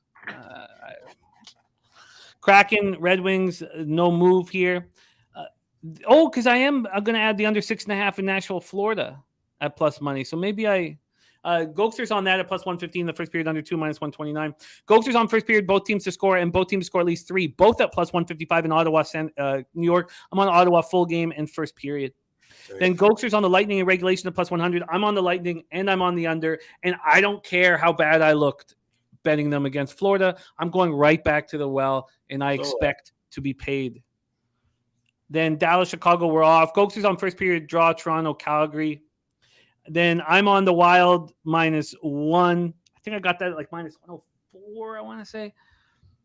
But the market's not moving towards Minnesota, so maybe this is a trappy spot. Man, I think I'm in agreement. I'm in agreement with you here in Minnesota. Gogster has a Wild Stars parlay at plus 124. We stayed off Habs Kings, and what an interesting little under in St. Louis, San Jose. I like it. I just can you could see it being an under game all game long, and it's 3-2 late, and then they tied up at 3 with a minute left, and you're screwed. But I'm interested in it. Billy Friedrich looking at the Grand Salami under 65, -105. And Jack Rosenblatt says Chuck Norris has his own water company. All right, that is our NHL breakdown. We're going to move into college basketball. We got afternoon basketball here.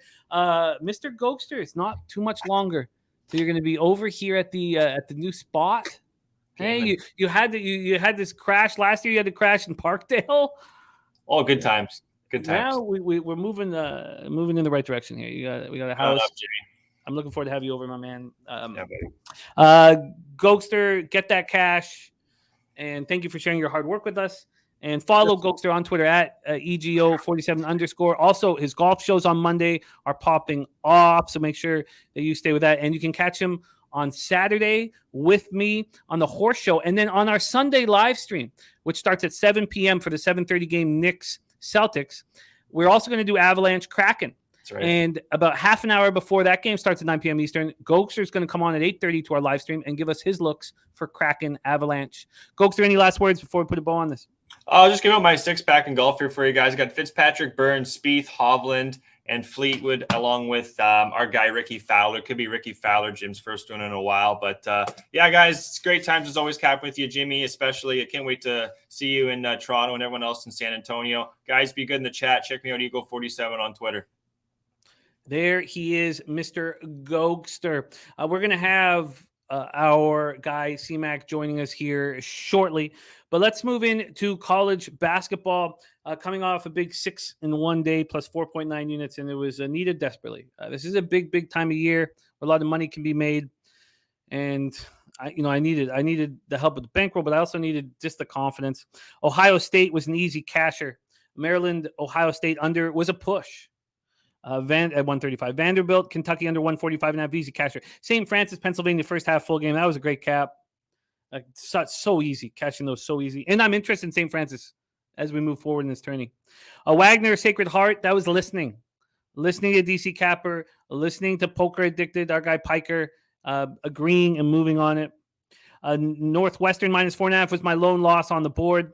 I thought, I almost doubled up on them first half full game, which would have made it, but I did cash that under 133.5 despite overtime. I cashed that under despite overtime. So here we go. There he is, our college basketball expert, rolling with us on Thursdays. I get to hang with him a lot because I have him on my horse show. Of course, he's going to be starring in NCAA Pub Hub, but after he gets a good meal in him, he's going to be joining us for the horses all day Saturday. And I'd love him to be a part of our Sunday night live shows as well. And he's rocking with us right now. Sammy Comer says those Ohio State market splits, wish they were all that easy. That was really nice. But we have college basketball action popping off in 23 minutes, and we have just the man for the job. C-Mac coming to us from Las Vegas, Nevada. How are you, my guy? I'm good. Let's rock at college basketball. It's the time of the year, Jimmy. I'm pumped. Shout out to the chat as well. What up to everybody? I also heard through the grapevine that you are very close to book in San Antone. Is that true? Yeah, I'm there. Yeah, I gotta I still gotta get where I'm staying, but I don't think that'll be difficult. Yeah, a lot of us do. A lot of us still have to figure that out. So don't worry, we're on the same track there. That's great news. We also have Matty Ice's taint play of the day. As you guys know, he's off. He's been booted from Twitter. We're trying to get that back for him. Booted. What happened? Boot? I don't ask. I never ask. True. Okay. Sorry, I shouldn't even said that. I don't ask those questions, but he's given us his taint play today. We're going to touch on that in the end. Now we have a game popping off in 22 minutes. Also, all of the afternoon games, every game that pops off before 7 p.m. will be capped right here, right now. C-Mac will be back in action at 5 p.m. with Bobano. Let's get to work. We start in 22 minutes. The Sun Belt Championship second round. Let me get this all set up. Let's move over to college basketball here and get my odds over to college basketball. And let's go. Sun Belt Championship second round. App State Mountaineers 16-15, 9-9 in the Sun Belt versus South Alabama Jaguars. Also 16-15, 9-9 in the Sun Belt. Now this is a verse, not an at situation. They're playing at Pensacola Bay Center in Pensacola, Florida. Let's get into the line history here for this one. We have South Alabama opening up at -3.5. They are now -4.5, and that 4.5 is juiced. Let's go over to the Bet Online. Bet Online opened them up at -3.5. They're also 4.5, but it's not juiced over there. If I wanted to move on this in 20 minutes at Bet365, they're at -4. So they've come back a half point. That is a bit of a surprise. Let's go over to Bet Online here. And for the total, this total opened up at 130. It's dropped 2.5 points to 127.5. Let's go into the cash flow here for this one.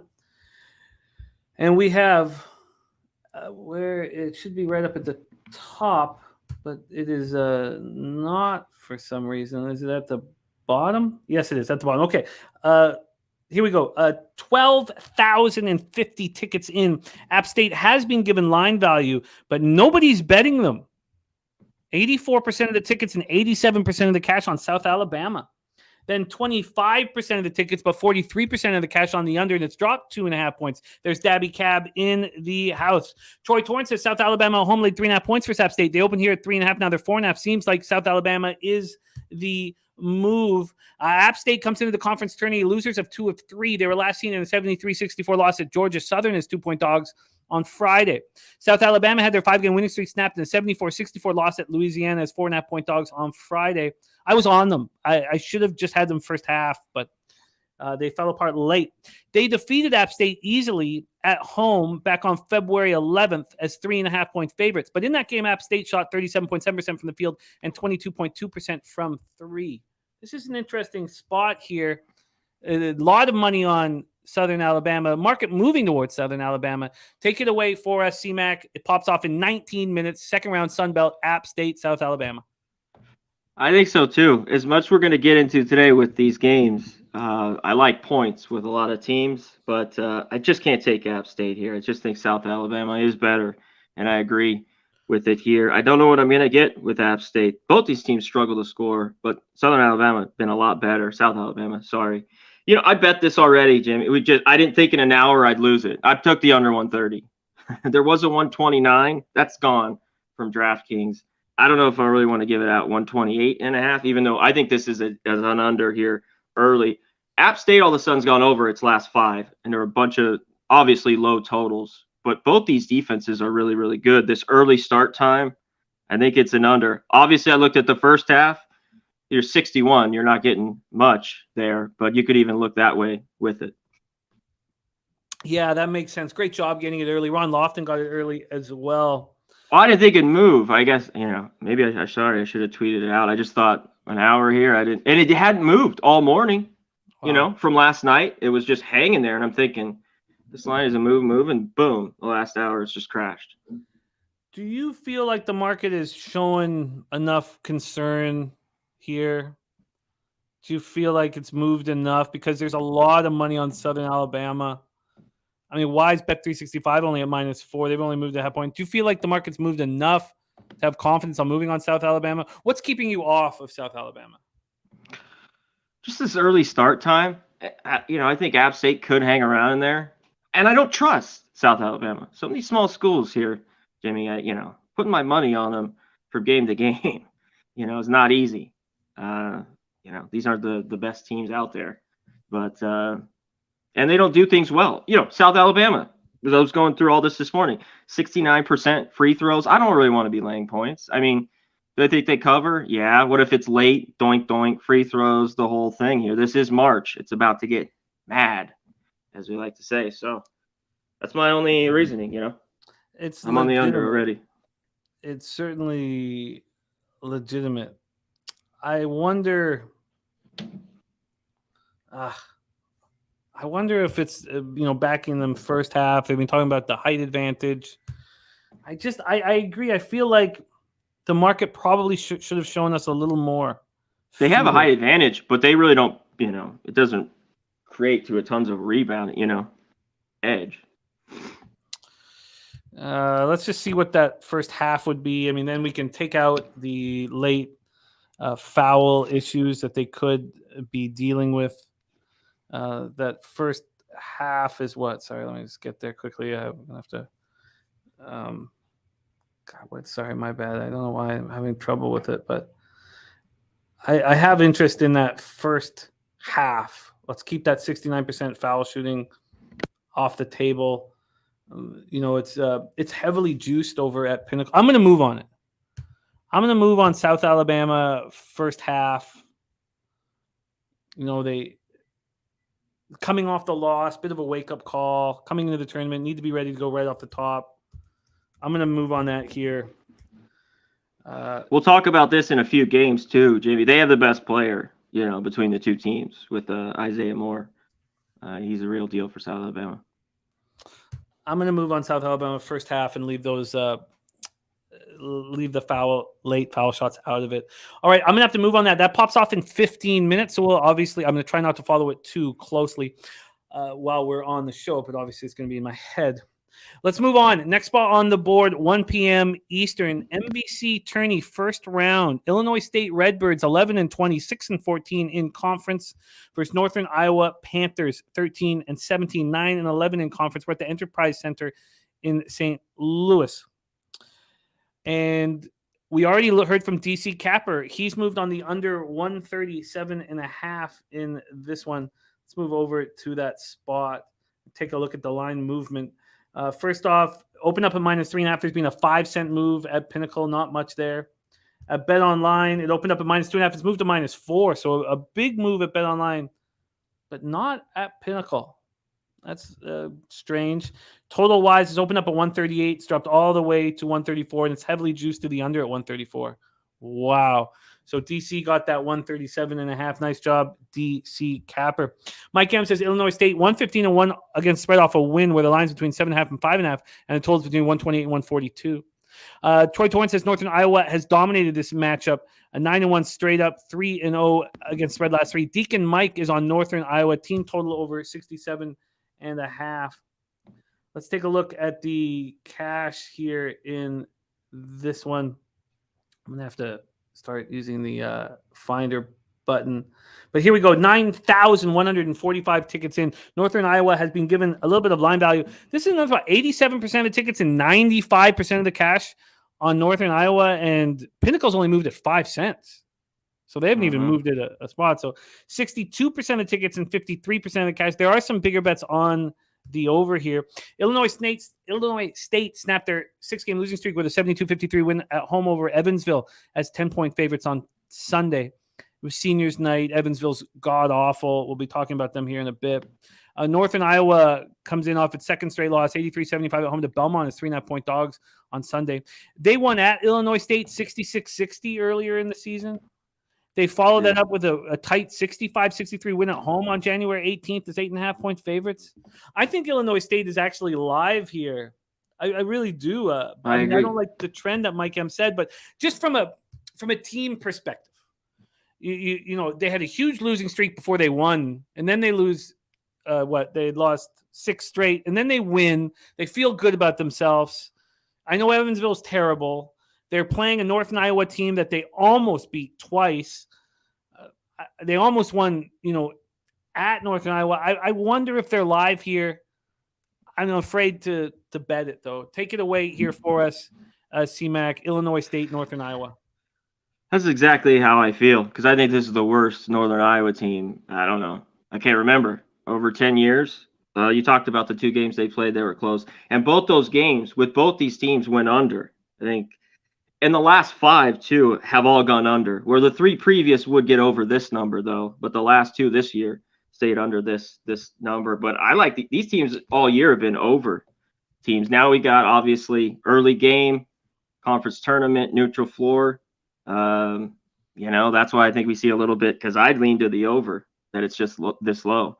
I think that's just too low with these 2. But the games earlier stayed under. This was just tough for me. And I think there is value, because I don't think this Northern Iowa team is very good. I don't want them laying points. In the end, I stayed off this game, Jimmy. Yeah. If I had a free play, I think I would take the dog here. But I don't think I can do it. Illinois State, could they get to the free throw line, 4th in the country? They're at 80%. Northern Iowa's not very good. Both these teams shoot the 3 equal. There's not that much of a difference, I don't think. I mean, I think you roll the points here. I think so too, but I don't know if I guess I kind of like it.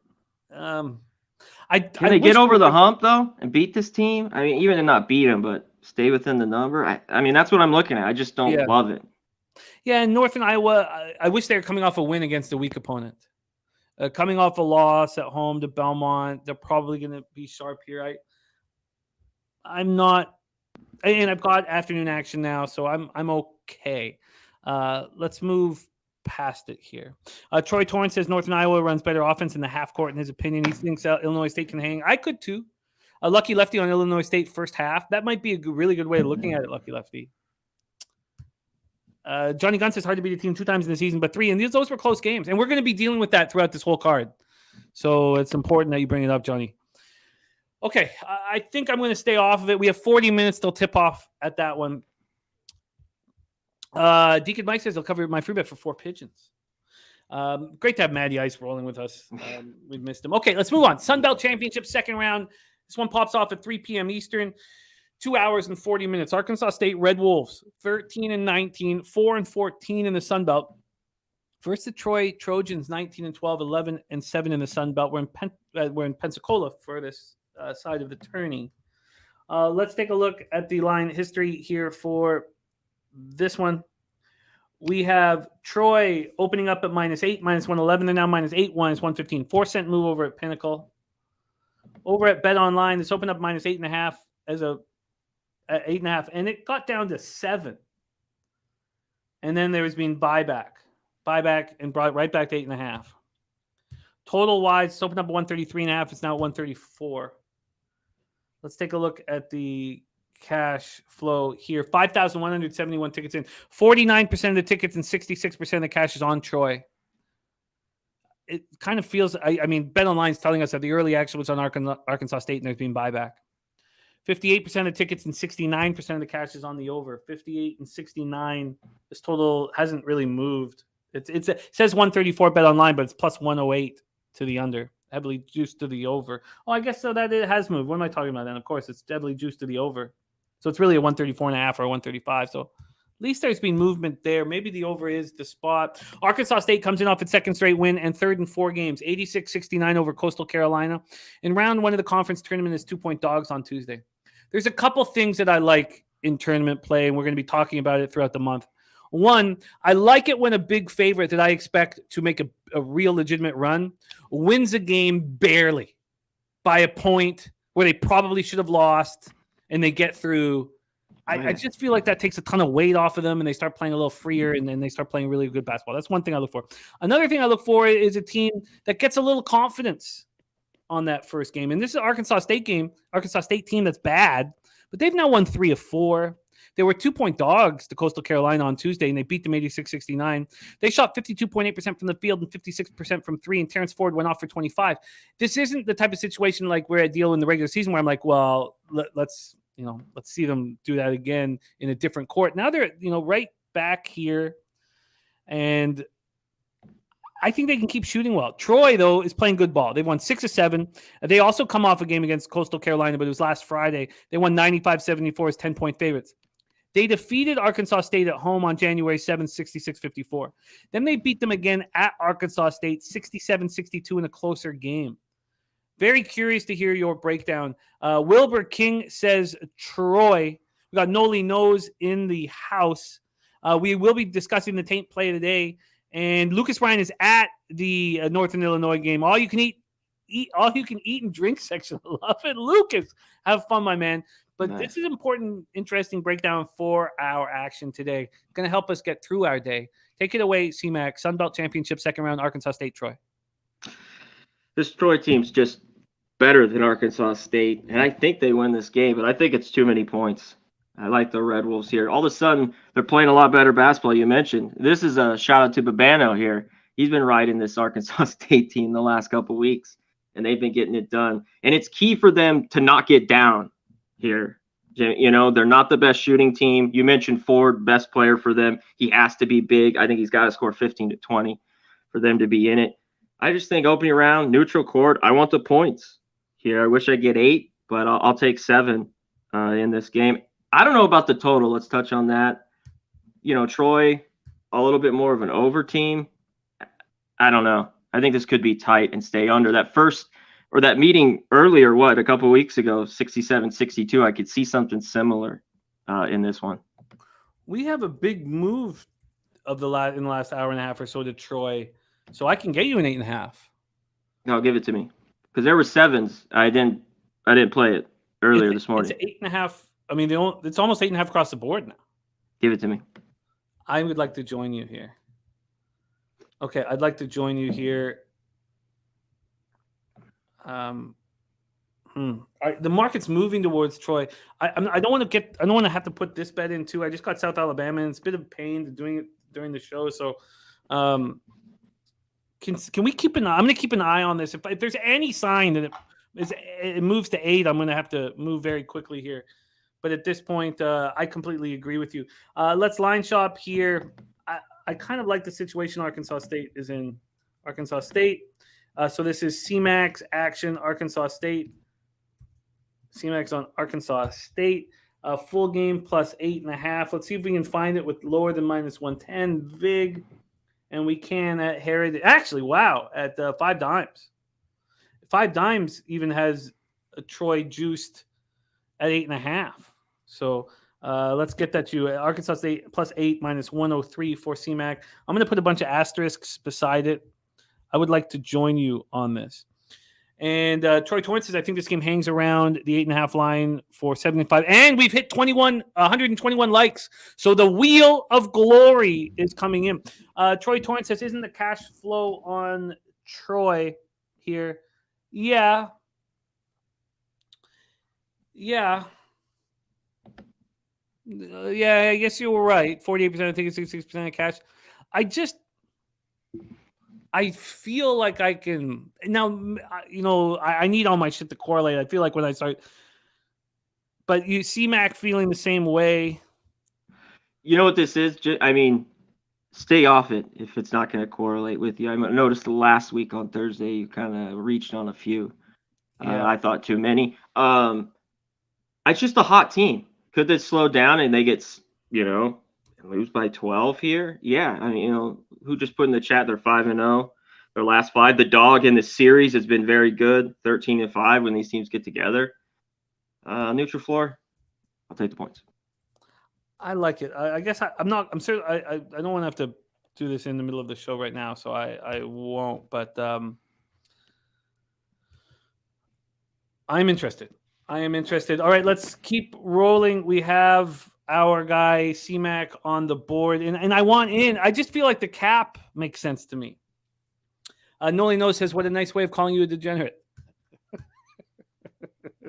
You reached a little. Yeah. Okay, let's move on. Move on. You gotta let your friends know. Hey. Yeah, no. I know what was happening though. It's when you are winning, you make smarter picks. We know that. You can read about that. You read about that in the Undoing Project, the book I talk about nonstop here. When you're succeeding, you're just smarter. When you start losing, you start risking more. You start reaching. You start, It's something that needs to be spoken about. All right, let's go and roll into next spot up, MVC tournament. And we're at the Enterprise Center as well for this one. And Lucas Ryan there right now for Illinois State, Northern Iowa. And he will be here for Evansville Purple Aces. 5-26, 1-19 in conference at the Indiana State Sycamores, 20-11, 13-7 in conference. Let's take a look at the line history here. We have Evansville opening up as 17-point dogs. That's where they stand at Pinnacle. Pinnacle is not. They moved to 17.5 for a little while, dropped to 16.5, but stayed sitting at 17. Let's see what BetOnline has done here with this one. BetOnline opened this up at 18.5, and it's dropped to 17.5. Total wise, this opened up at 148. It's now at 145.5. Let's go over to the cash flow for this one. 3,541 tickets in, 79% of tickets, 83% of cash on Indiana State. Market not moving. 22% of the tickets and 47% of cash on the over. 22 and 47, and yet this has dropped 2.5 points. So not sure about that one.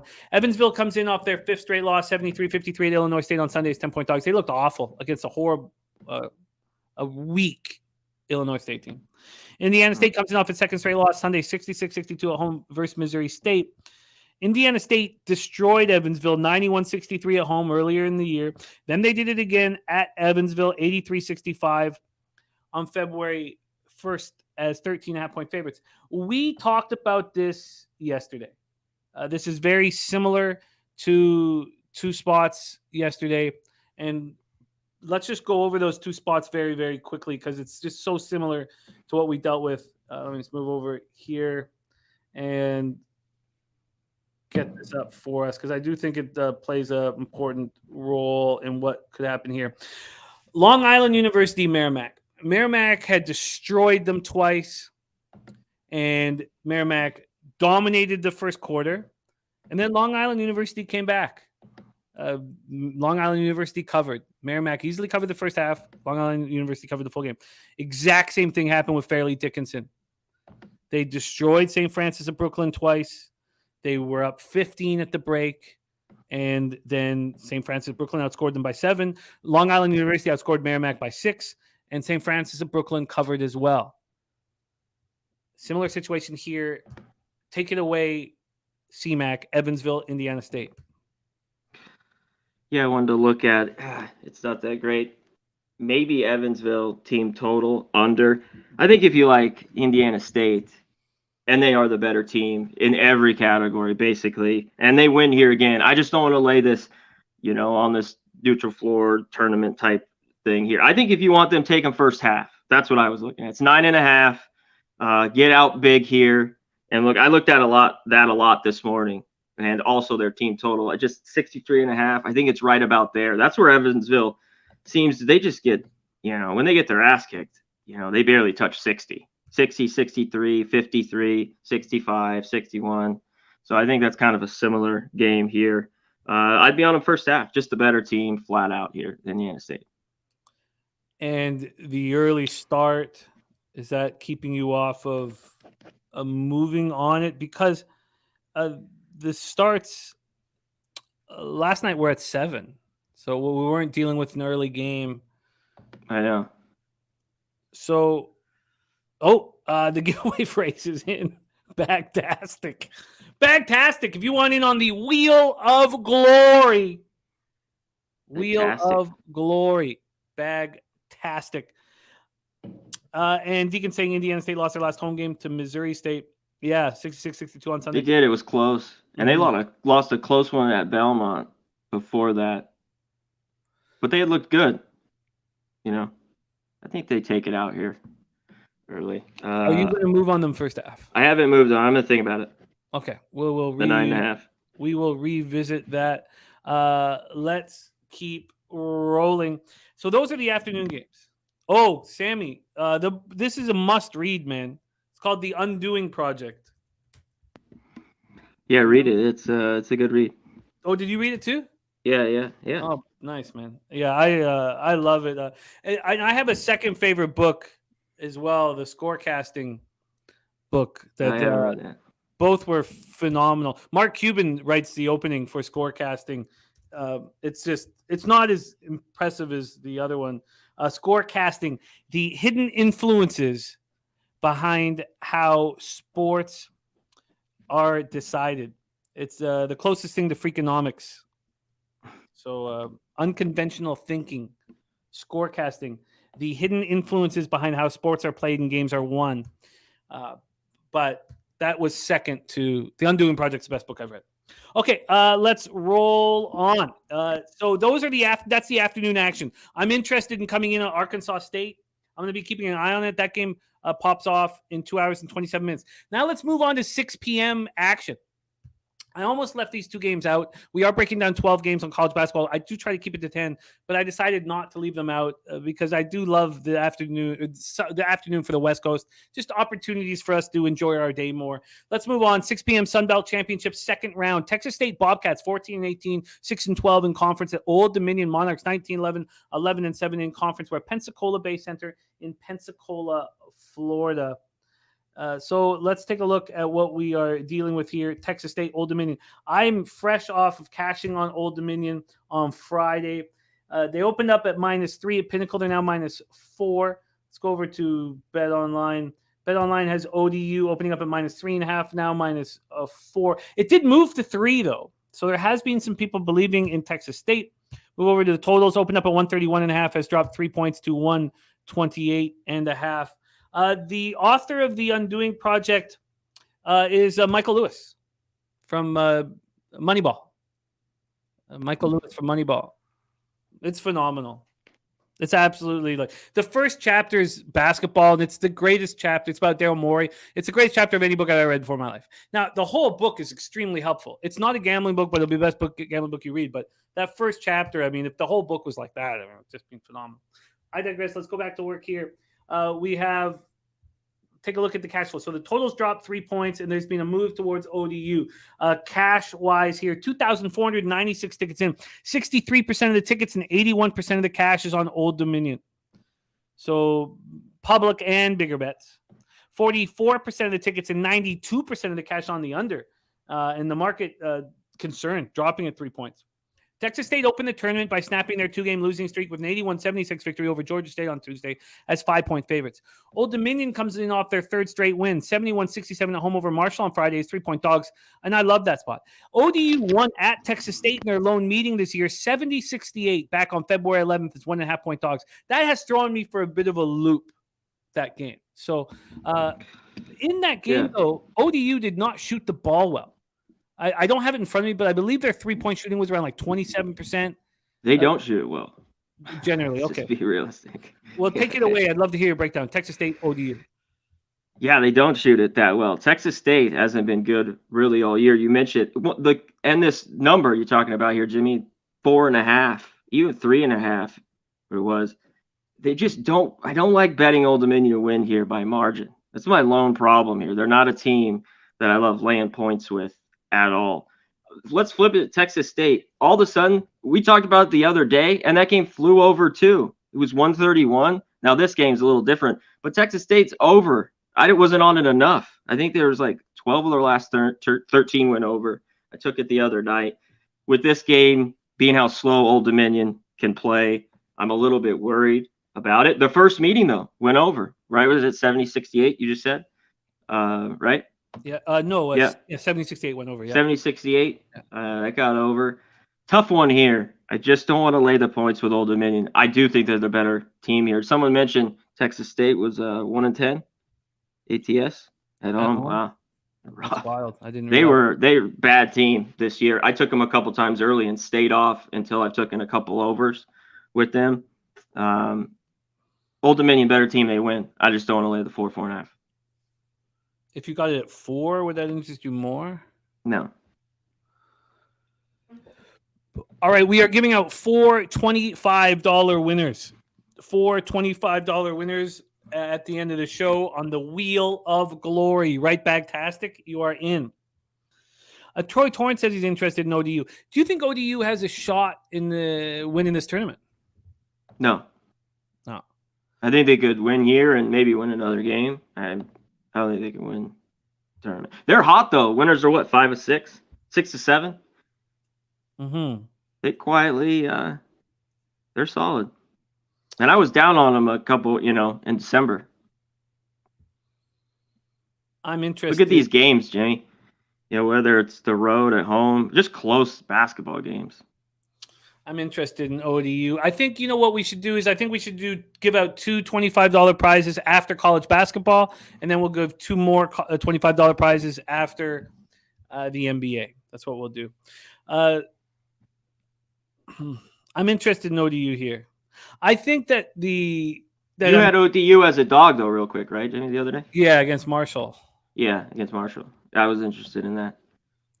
But I feel like some spot. I think Texas State's glad that they won that first round, but I don't know if it's that big of a confidence builder. In fact, I think that it probably took some energy to deliver there. I'm interested in ODU.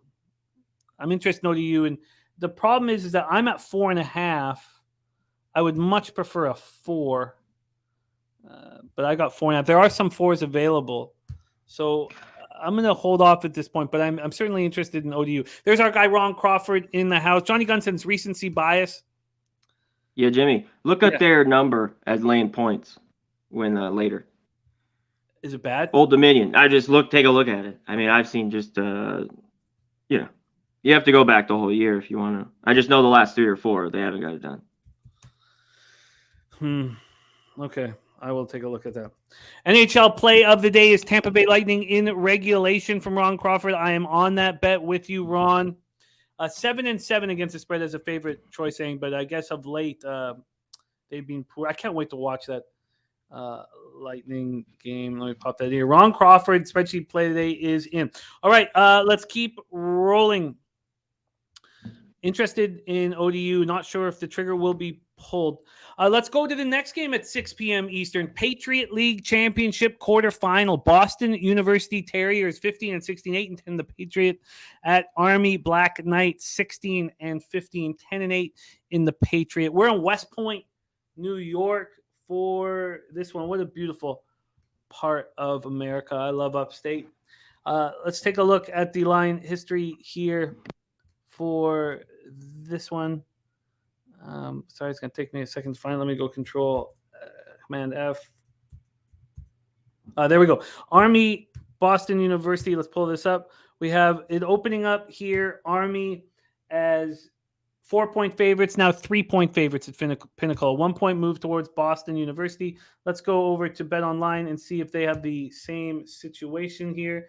Over at Bet Online, we have them opening up at -3.5, and now they're -3. Interestingly enough, at midnight, they were -4.5, and that was juiced.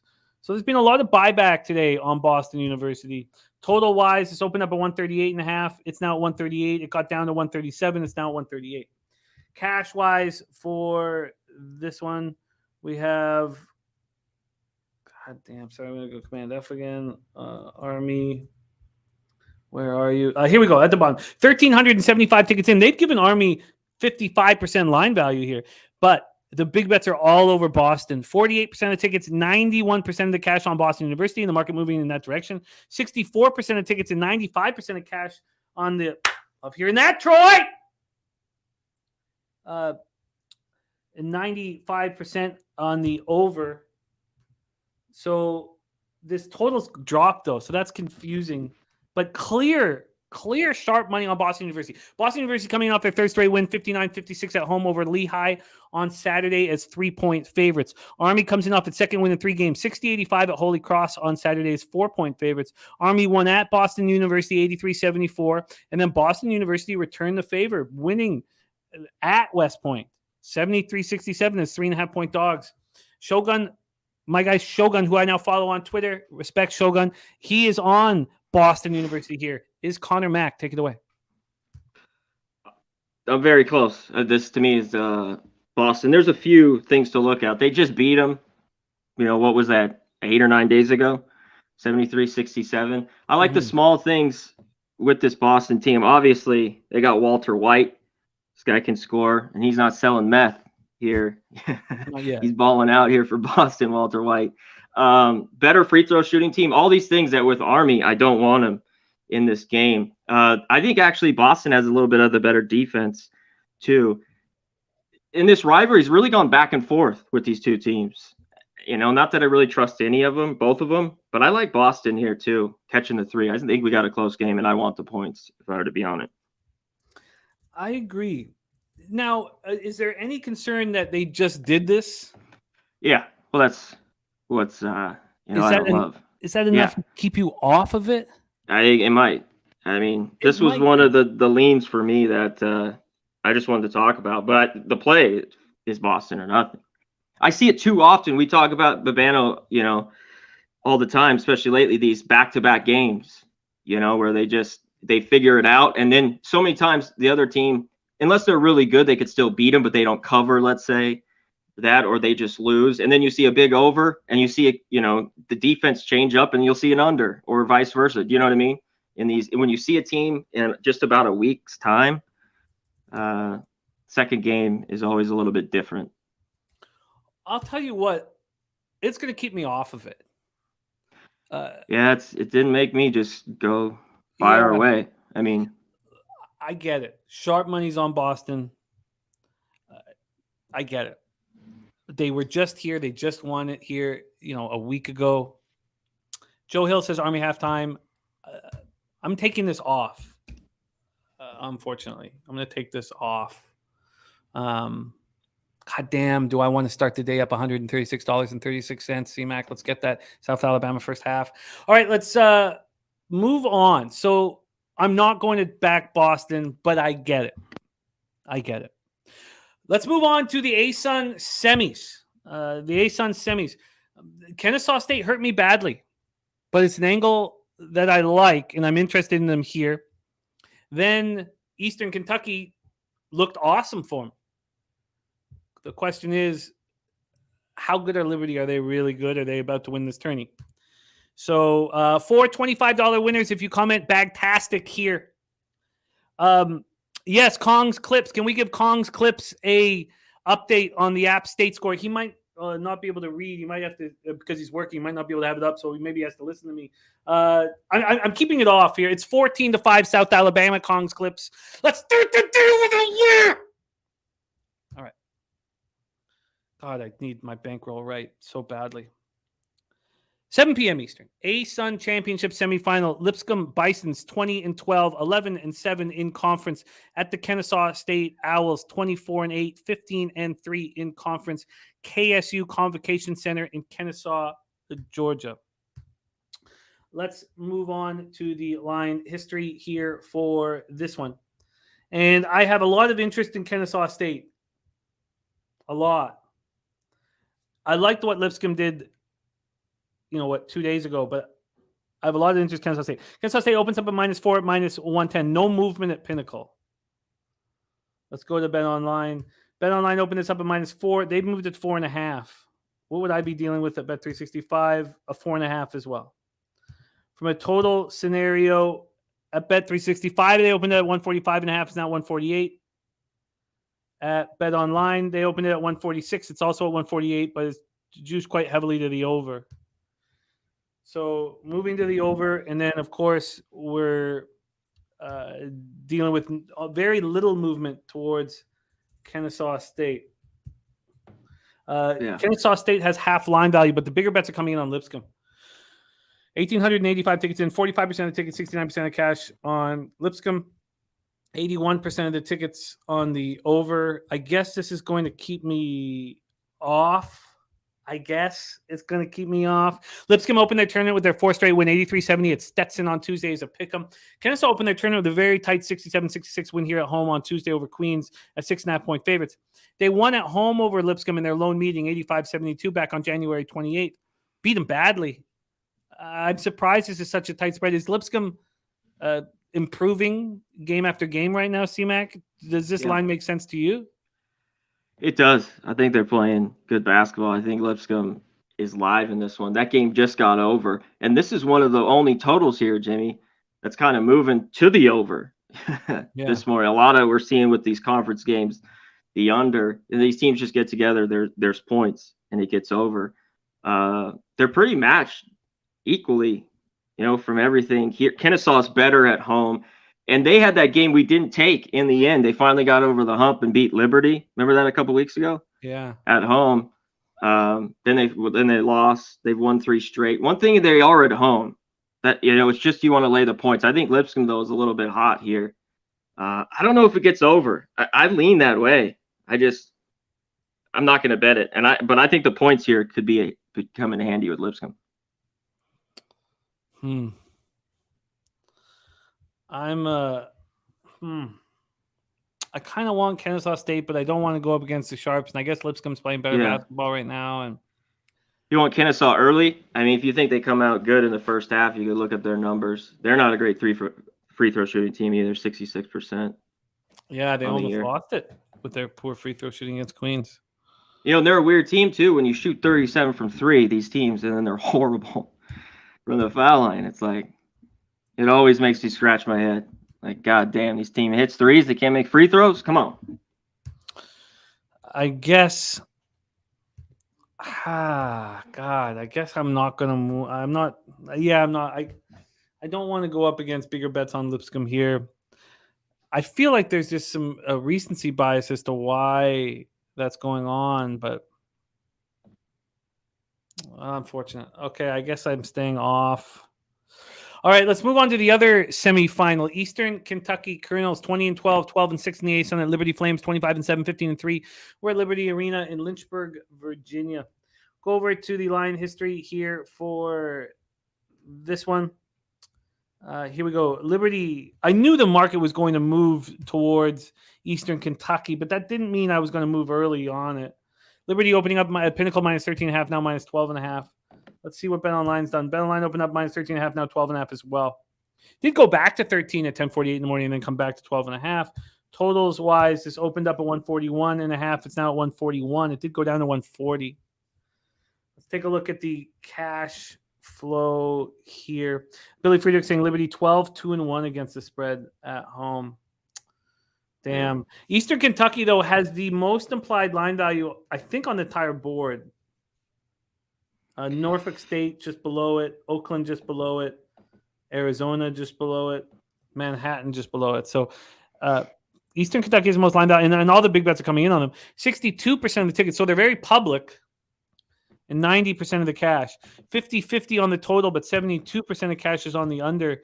Eastern Kentucky opened their tournament with a very impressive 73-48 beatdown of North Alabama on Tuesday's 8-point favorites. That's almost enough to keep me off. They out-rebounded North Alabama 57-26. Are they going to have the potential to do that to Liberty? I'd be interested to know that. C-Mac. No. Liberty opened their tournament with a dominant 76-56 victory at home over Bellarmine here on Tuesday night, 16-point favorites. Also, they lost at Eastern Kentucky 62-59 earlier in the year. Then they beat them at home 83-73 on February 11th, 13.5-point favorites. So they're 0-2 against the spread against Eastern Kentucky. Tori Coker, what's up, my man? Take it away for us here. The other Asun semi, Eastern Kentucky, Liberty. You talked about it. One thing, Liberty, they have the better defense in this and the rebounding. They should get it done. But the one thing with Liberty is them being at home. Here, someone just mentioned, was that Billy in the chat? 12-2. That was the big thing here because I want Eastern Kentucky. For some reason, when they get together, they're just close games. And Eastern Kentucky doesn't do a lot. Great. They're fast paced. I don't know. Maybe it's just a difference that Liberty just doesn't like when they match up with them. They play a lot quicker, and they're able to score when they, on Liberty when they get together. And Liberty is a team that I've took and laid some points with this year a few times. Just the other day, they won by 20. I think they're 15.5-point dogs. I had them. Man, they could shut it down, too. They have the best player, definitely between these teams with McGee. That guy can drop 35-40 easily any night. I just think it's too many points. I'm looking at Eastern Kentucky here, Jimmy. Yeah, same here. Same here. I just I don't like that huge beatdown. I don't like the fact that they've covered twice. I mean, there's no way Liberty takes them lightly. No. Liberty, they don't want to mess around. Last year, they need to stomp it, That's another thing. Like them just being up for these games, not having a letdown, and at home. But I lean heavier to Eastern Kentucky. I don't know if I get there, but that's where I'd look. App State's on a big run here. I don't like that. Yeah, are you going to make Eastern Kentucky official here, or are you going to wait on that? I'll let you know. Okay. A possible look on Eastern Kentucky. It's certainly Eastern Kentucky or no bet.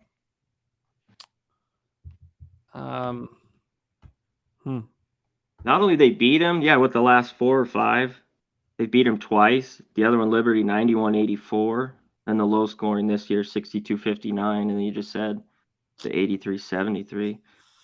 There's something they can play with Liberty here with Eastern Kentucky. All right, let's move on here. I had planned on moving on Eastern Kentucky and Kennesaw State. I guess that may not happen now. All right, let's roll on. Okay, we're going to the big boys here to finish off the card. We have 4 games left. So Michigan, Illinois, Purdue, Wisconsin, Arizona, USC, and we close with Washington State, Washington. So let's move on. 7 p.m. Eastern, Michigan Wolverines 17-12, 11-7 in the Big Ten at the Illinois Fighting Illini, 19-10, 10-8 in the Big Ten. We're at State Farm Center in Champaign, Illinois. Move over to the line history here for this one. Gets back to the 7 p.m. big boy games. And here we go. So Michigan opening up off there as 5-point. Oh, wow. Opening up as 3.5-point dogs, now 5-point dogs. That's at Pinnacle. Let's go over to Bet Online. Bet Online opening up at -5, and that's where they are right now. So there was a move to Michigan. Michigan's won a few games in a row. We'll go over all that, but there was a move to Michigan. It's come back to the Illini. Totals wise, it's opened up at 143.5. It's moved a half point to 144. Take a look at the cash flow here for this one. We have head up here. Where the hell is it? Sorry, I'm gonna have to command F. Oops, Michigan. We have here we go. 5,477 tickets in. The big bets are coming in on Illinois, and I get it. 58% of the tickets, 81% of cash. 67% of tickets and 78% of cash on the under. 67 and 78. And what did that total do? That total has gone up a half point, had gone up a full point, and is now coming back. Michigan comes in off their third straight win, 87-79 in overtime at home over Wisconsin on Sunday as 6-point favorites. Illinois, their 2-game winning streak snapped in a 72-60 loss at Ohio State on Sunday as 4-point favorites. They shot awful.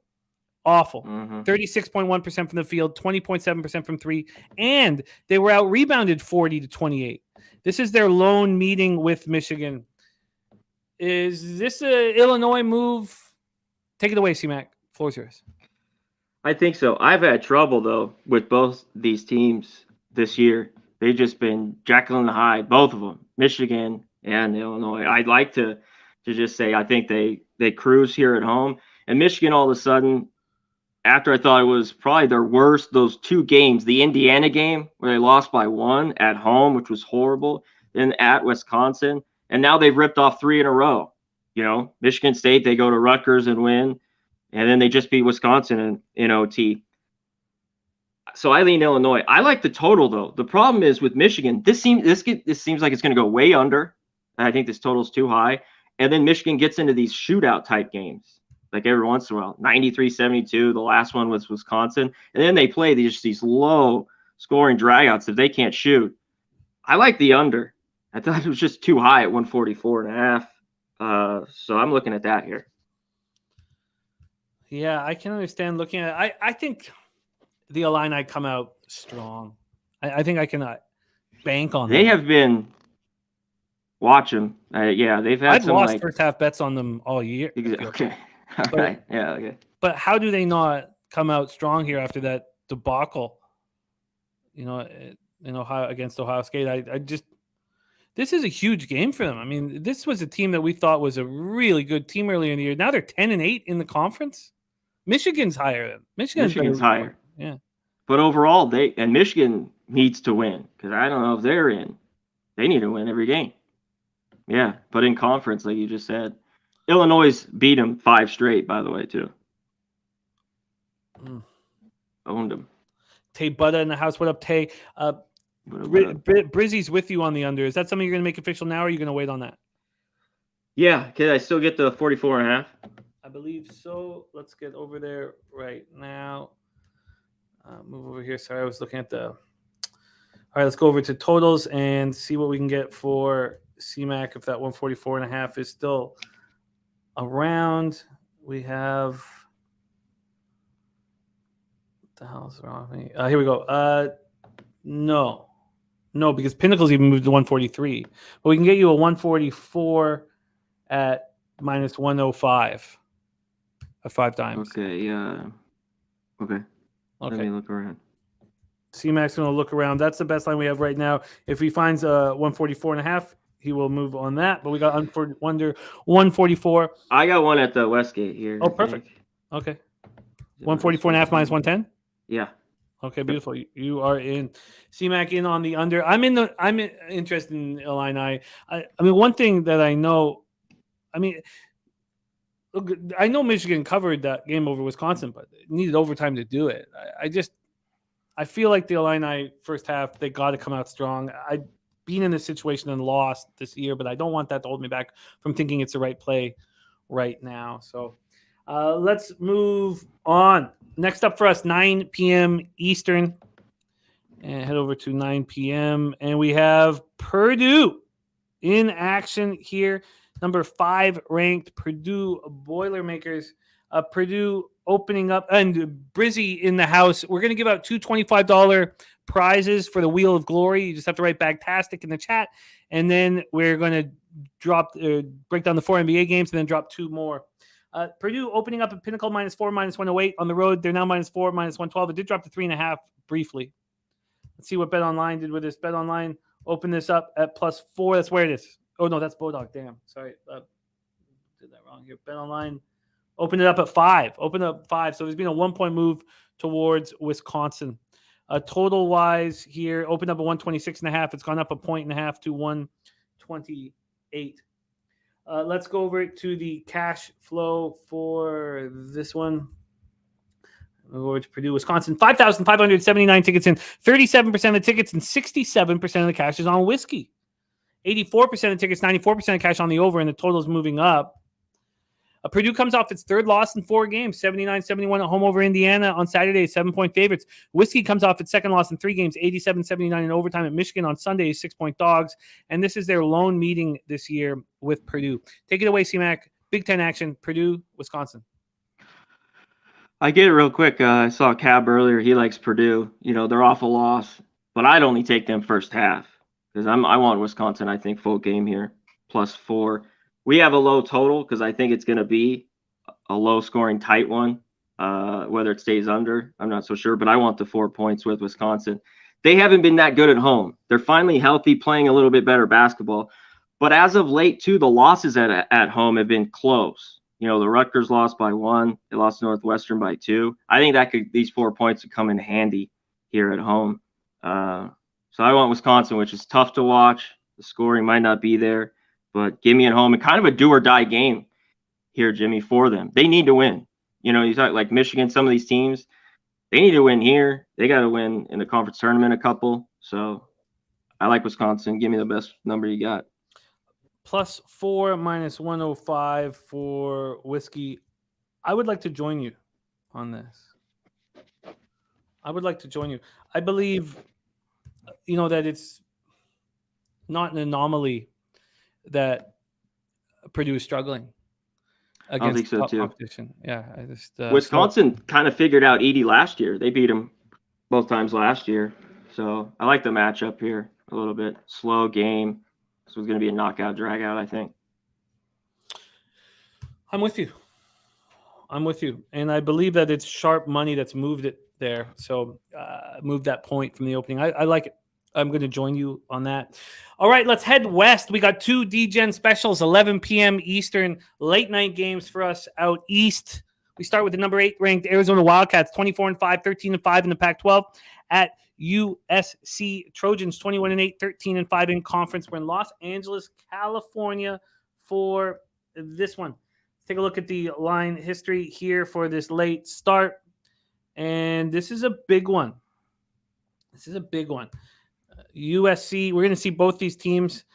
They're going to be with UCLA in this conference tournament, and then we expect to see them all in the dance. USC opening up at +1.5. At Pinnacle, they're now +2.5.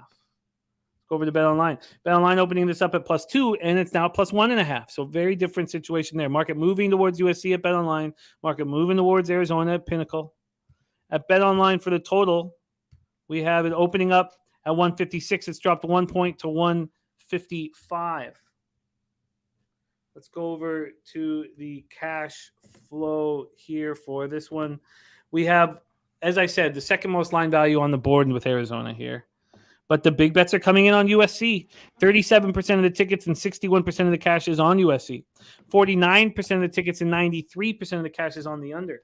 49 and 93 on the under. And it's dropped a point. It had dropped more. It had gone down to 154.5. Arizona comes in off having their 2-game winning streak snapped on a wild last-second heave at home versus Arizona State, 89-88 on Saturday. It's 13-point favorites. It was wild. USC comes in off its 4 straight wins, 62-49 at Utah on Saturday's 2-point favorites. USC lost badly, 81-66 at Arizona on January 19th as 8-point dogs. Take it away, C-Mac. Pac-12 action. Arizona, USC. Oh, this should be good here. I see some 1.5s. Do you as well now? Here in this game, the spread. Yeah. Let me just go back to it here. We have. Sorry, get this off here. The screen. We have at 11. We have. Oops, sorry, that's the wrong one. Why am I lost here? We have 2.5. I have no 1.5s.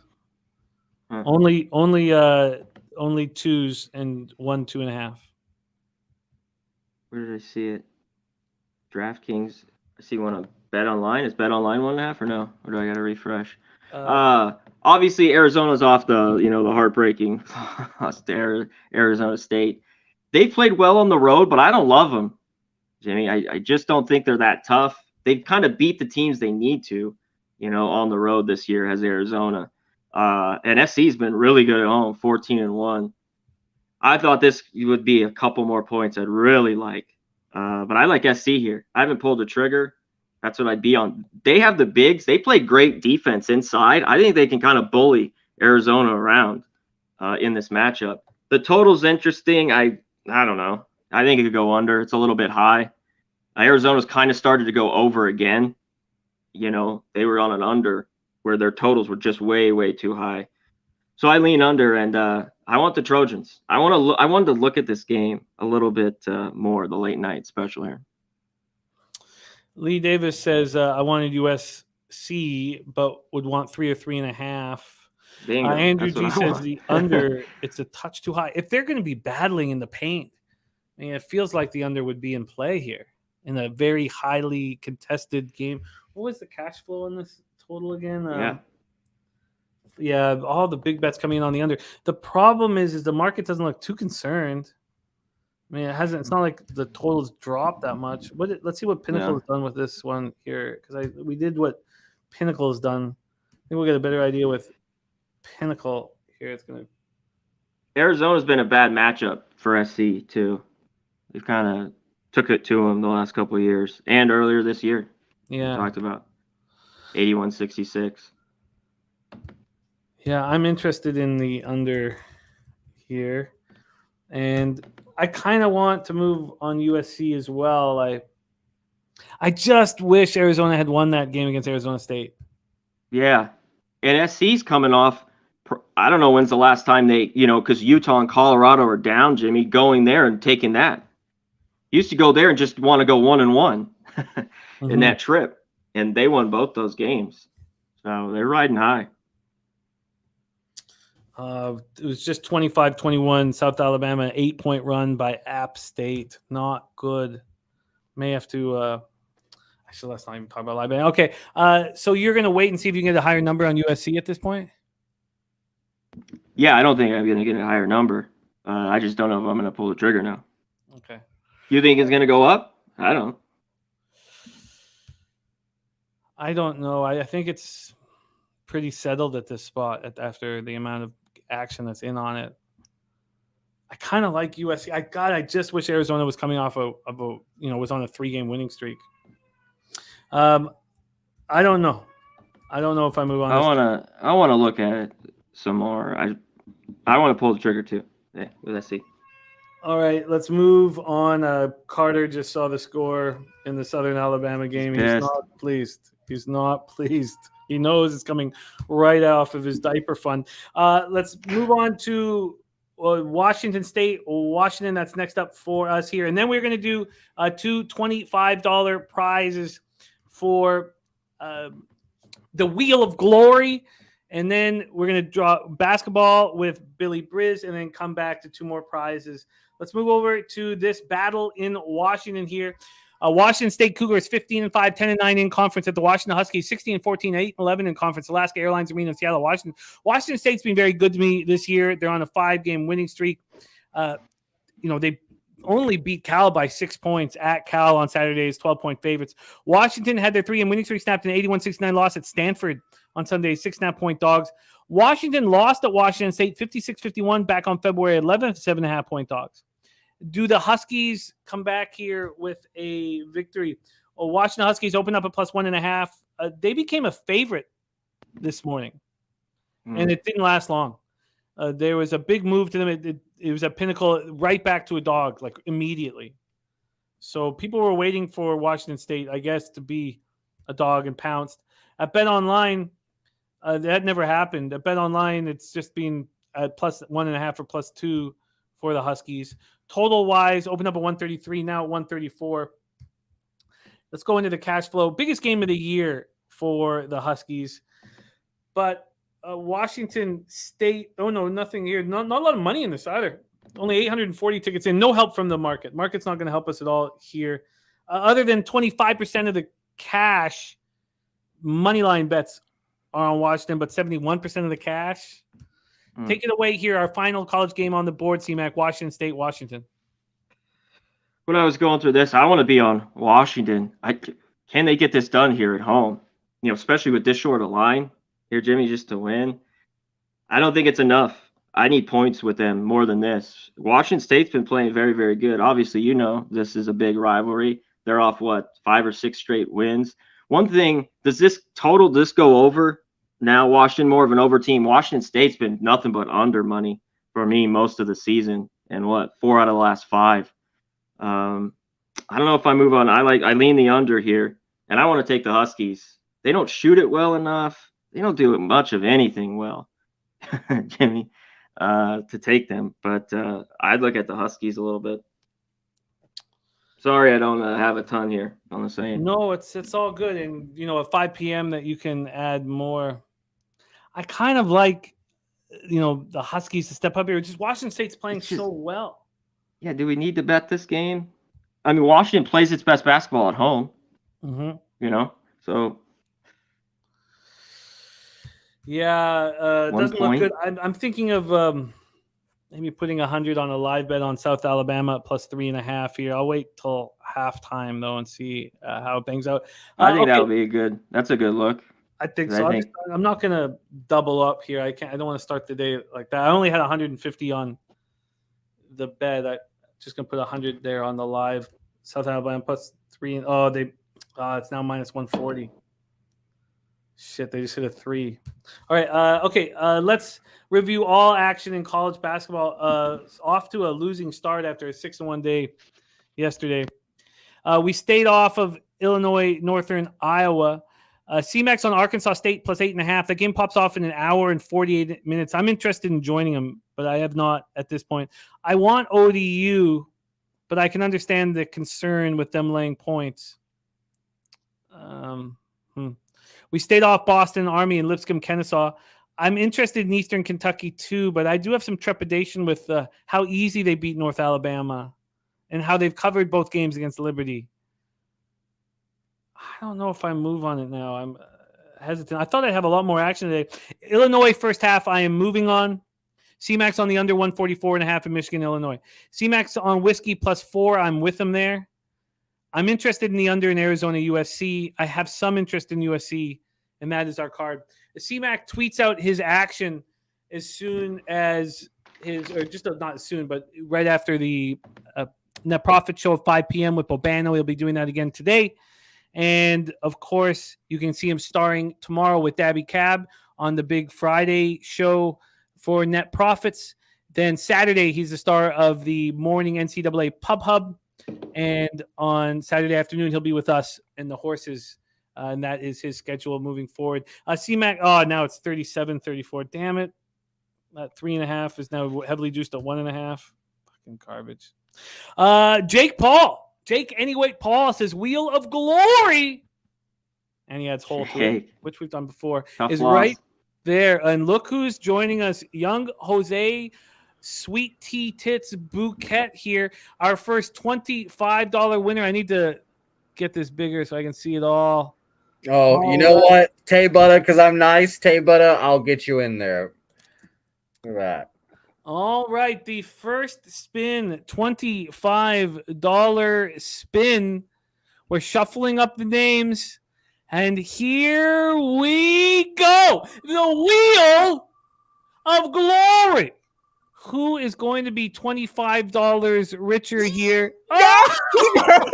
Oh, wow, man. look at that. Nasty Nate. It was almost Nunya. but Nasty Nate gets the cake. Nasty Shout Nate out gets the Nasty cake. Nate. Shout out Nasty Nate. All right, number 2, spin number 2. We're going to do the last 2 spins after NBA with Billy Brisbane. Here we go. Spin number 2. Oh, Nasty Nate got robbed. Oh, JP! Oh, Easy. I thought he was going to lose it. Guy. I thought PG was going to lose it. Jeez. Oh, man. Look at that. There we go. Nasty Nate and Jay Peasy. Oh, geez. Getting that cake. We will be back here after NBA to give out 2 more. My man, C-Mac, any last words for the Capper Sport in the show? No, just check me out. Hit me with at 5 Eastern for the questions. I know we're running a little late here, Jimmy. I know some people had some questions on a few games. So just check us out later. Net profit. There's a few others I like Manhattan. We'll go over them later. So, all right. Get that Thanks cash, for having man. me. Thank you for joining us. There he is, C-Mac Banana Boat saying, see you at Palapalooza. All right. I like it. Sammy Comer says, wheels rigged as fuck. Okay. All right. We are going to move on to NBA. We'll have Billy Brisbane joining us here shortly. We have 4 games in NBA. Jose, if you could reach out to Brizzy. I know he's been in the chat, but getting ready to rock with us. Sharps were on JPZ, Shogun says. I love it. I can't believe I let that plus 3.5 get through my fingertips. I should have just bet it. All right, let's move on to NBA. We start at 7 p.m. Eastern. Toronto Raptors, 31-32. Oh, and Lankinen confirmed a net for the Preds. Fuck. I got to study that. I don't like that. Fuck. I wanted to move on that under 6.5. All right. Thank you for letting me know about that. Raptors, Wizards, Capital One Arena in Washington, D.C. These Raptors, 31-32, 11-19 on the road. A really ugly road record for the squad. At the Wizards, 29-32, 14-13 at home. Toronto 4-1 over their past 5, playing at a pace of 97.9 possessions a game. Washington 3-2, playing at a pace of 96.1 possessions a game. Both low-scoring spots. Let's take a look at the line history here for this one. Move over to NBA and pull up the cash flow in NBA as well. And here we go. Line history wise. And remember, the big part of this is these guys meet again in 2 days. So they're meeting again on Saturday. Let's take a look at the line history here. 9th place and 10th place currently in the play-in spots ahead of the Bulls. Washington opening up as 1-point dogs. Now 2-point dogs. Wow, that's interesting. Total wise, it's opened up at 224.5. It's dropped 2 points to 222.5. Fernando Mendoza looking at the Wizards here. We have 11,311 tickets in. 33% of the tickets and 93% of the cash is on the Wizards. So why in the world would the books be moving it to +2? I ask you. Let's take a look at the money line here. We have Raptors opening up at -113, now at -128. 113 to -128. A 15-cent move here. Very curious to see why the books are opening their arms up to Wizards money. Wow. All right, let's break this down. And Jay Peasy gifting a Pub Sports Radio membership. What a good man he is, Jay Peasy, using his money for good. Let's bring on, we'll make sure I'll wait till he is ready to rock. But Brizzy now backstage getting ready to go. So let me just set this up. This is the first of the back-to-back games between these two. They play again in Washington on Saturday night. This will be the first time these teams have met all season long as well, which is interesting. Toronto comes in off their 5th win in 6 games, 104-98 at home versus the Bulls on Tuesday. So the Raptors now have the season series from the Bulls, and that would give them the tiebreaker if needed, which is very important, which is also a factor here in Raptors-Wizards. We waived Juancho Hernan Gomez. Bo is gone. We signed Will Barton. He was recently bought out by the Wizards, so he played a few minutes in this first spot. with us. Wizards snapped their 2-game losing streak with a 119-116 win at Atlanta on Tuesday. Bradley Beal went for 37, and he looked awesome. Monte Morris dealing with lower back soreness. He's ruled out here, which means DeLon Wright gets another start against his former basketball team. Let's bring on your expert here who is joining us. He was with us last Thursday, and he's now our Thursday NBA capper. Please welcome to the show from South Jersey, Billy Brisbane in the house. Brizzy, how are you? I'm doing good. My bad about the timing of that one. Didn't have that one perfectly. No worries, man. It's all good. Raptors, Wizards here. Big bets coming in on the Wizards, market moving towards the Raptors. What do you think here? What's your action? Yeah, right off the bat, before we even get into this game, NCAA play of the day, Siena -3.5, first half -120. Manhattan is 5-15 first half ATS this season, and Siena dominated the first half in their last matchup. Huge advantage in the rebound category. Manhattan struggles at the free throw line, so Siena -3.5 first half NCAA play of the day. -3.5 first half is the NCAAB play of the day. Oh, and I forgot to go over Matty Ice's play today, so we'll go over that again before the show ends. Beautiful. Thank you for sharing that with us, Brizzy. What do you think here for Raptors, Wizards? Yeah, since Puddle's been in the lineup, Raptors been a lot better defensively. 4 out of our last 5 games have gone under, and the Wizards have allowed 112 or more points in 7 out of their last 11 games. I want to pull the trigger on the Wizards because they're a home underdog, and I kind of like backing them here in this spot. They're playing their best basketball of the year, but getting Porzingis back too in this one. But I think the best move in this game is probably the pass. Lean towards the Wizards, but don't really like how they've been playing defensively. Player prop wise, like Kyle Kuzma over 2.5 3-pointers +100. He's a way better shooter at home versus the road. He's gone over his 3-point prop in 5 out of his last 7 home games since January the 1st. For the season, he's gone 14 out of his last 24 home games, covering 59% of his games. Raptors are second last in an opponent 3-point shooting percentage and give up the most made 3-pointers to opposing forwards. And I don't personally like betting Raptors props with everybody healthy, but Pascal Siakam has hit the over on his point prop in 9 of his last 15 games. So slight lean there, but only play that I think I might put on my card for this game here is Kyle Kuzma, but got to check a couple more things. Really waiting for this injury shoot-around report that's supposed to be out 30 minutes ago, but it's not here yet. Yeah, I mean, this Actually, we're starting to get some of the news now. Keldon Johnson out. Keldon Johnson is out? Yeah, so not this game, though, my bad. Yeah, Spurs game. Okay, Raptors, Wizards, I'm interested in the under in this spot. It has moved 2 points, but I think it makes sense. I think there's going to be a playoff-type feel to this game. Both are playing at a slow pace. Wizards playing at an even slower pace. I feel like there's an under in play here, so I'm interested. Wine Time says staying away from this game, but I'll be watching. All right, let's see if we got action on the next game. 7:30 p.m. Eastern. Brizzy's Philadelphia 76ers 40-21, 16-11 on the road at the Dallas Mavericks 32-31, 20-12 at home. American Airlines Center in Dallas, Texas. Philadelphia 3-2 over the past 5, playing at the pace of 94.5 possessions a game. Dallas 1-4, playing at the pace of 98.9 possessions a game. Let's move over to the line history here in this one. We have Philly opening up as 2.5-point dogs at some offshores. At Pinnacle, they opened up at 3.5, and they're now at 4-point dogs here. Totals wise, this opened up at 229. It's dropped a half point to 228.5. We get over to the cash flow here. 10,063 tickets in. There's slight line value on the Mavericks. 43% of the tickets and 54% of the cash is on Dallas. 61% of the tickets and 70% of the cash is on the over. 61 and 70, but it's dropped a half point there. Sixers on the second half of back-to-back after winning at Miami last night, 119-96, despite Embiid not being there due to left foot soreness.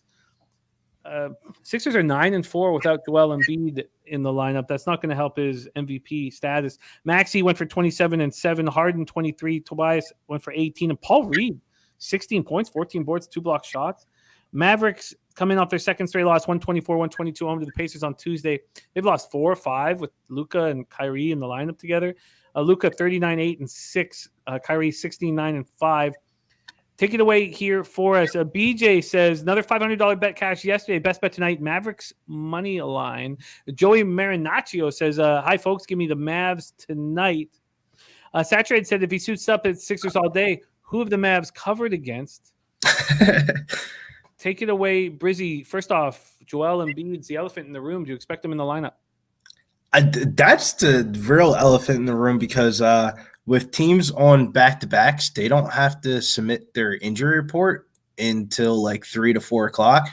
And it kind of feels a little bit fishy with the line. But I think Joel Embiid suits up for this one. Since the Kyrie trade, the Mavericks still have lost 5 of their last 6 games, and we're only favored once out of those 6 games. Their defense has really fallen off. They're allowing 122 points possessions over the last 6 games, and the Sixers are playing their 3rd game in 4 nights. So typically a spot that you usually want to fade. I kind of don't know how the injury news report really plays into this line here. TNT spot. I think Joel Embiid plays, and that kind of leans me towards the over here. I think this over-under is a little bit too low. I lean towards the over 229.5. It's going up in some places. I got 228.5 on FanDuel. I want to pull the trigger on it because I think this over goes up if Joel Embiid is announced inside the game. I think the over is a little bit more of a predictable bet than back in the Mavericks here because let's say Joel Embiid is in. I mean, there is a huge bitch match for Joel Embiid against the Dallas Mavericks front court, but I think the Mavericks are leaning towards a win here and 3 games in 4 nights for the Sixers. I mean, I got the Sixers gear on and I'm picking against the squad tonight. I like the Mavericks and I like the over 228.5. More than likely we'll make a move on the 228.5. And are you just waiting to get the Embiid news? I just got to see the Embiid news because I think if Embiid does play, I think it goes over, and I think this number might move a little bit. But this 119 that they scored last night against Miami, I mean, if Joel Embiid's out, I think it could be an under game. The pace of play of these two teams are very slow, so that kind of goes against the over here. So it's a little bit of wait and see for this game. Okay, Wine Time, by the way, just dropped a live under 140.5 in South Alabama App State. 140.5 live under in that one. What do I have on that one as well? I'm still pissed off. I missed that 3.5. Yeah, I've got 140.5 as well.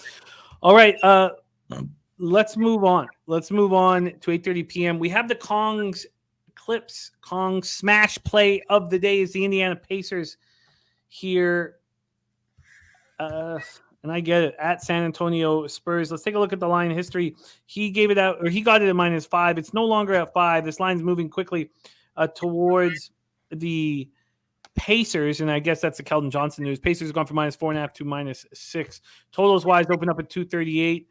We've had a 4-cent move to the under at 238. Let's take a look at the cash flow here. Slight line value to the Spurs, but 87% of the tickets and 97% of the cash on the Pacers. 8,916 tickets in. 22% of the tickets and 60% of cash on the over. Pacers 3-2 over the past 5, playing the Pacers 99.13 possessions a game, just 10-20 on the road. These Spurs 9-21 at home. Last 5 playing the Pacers 101.80 possessions a game. Pacers coming off their second straight win, an impressive 124-122 win at Dallas on Tuesday.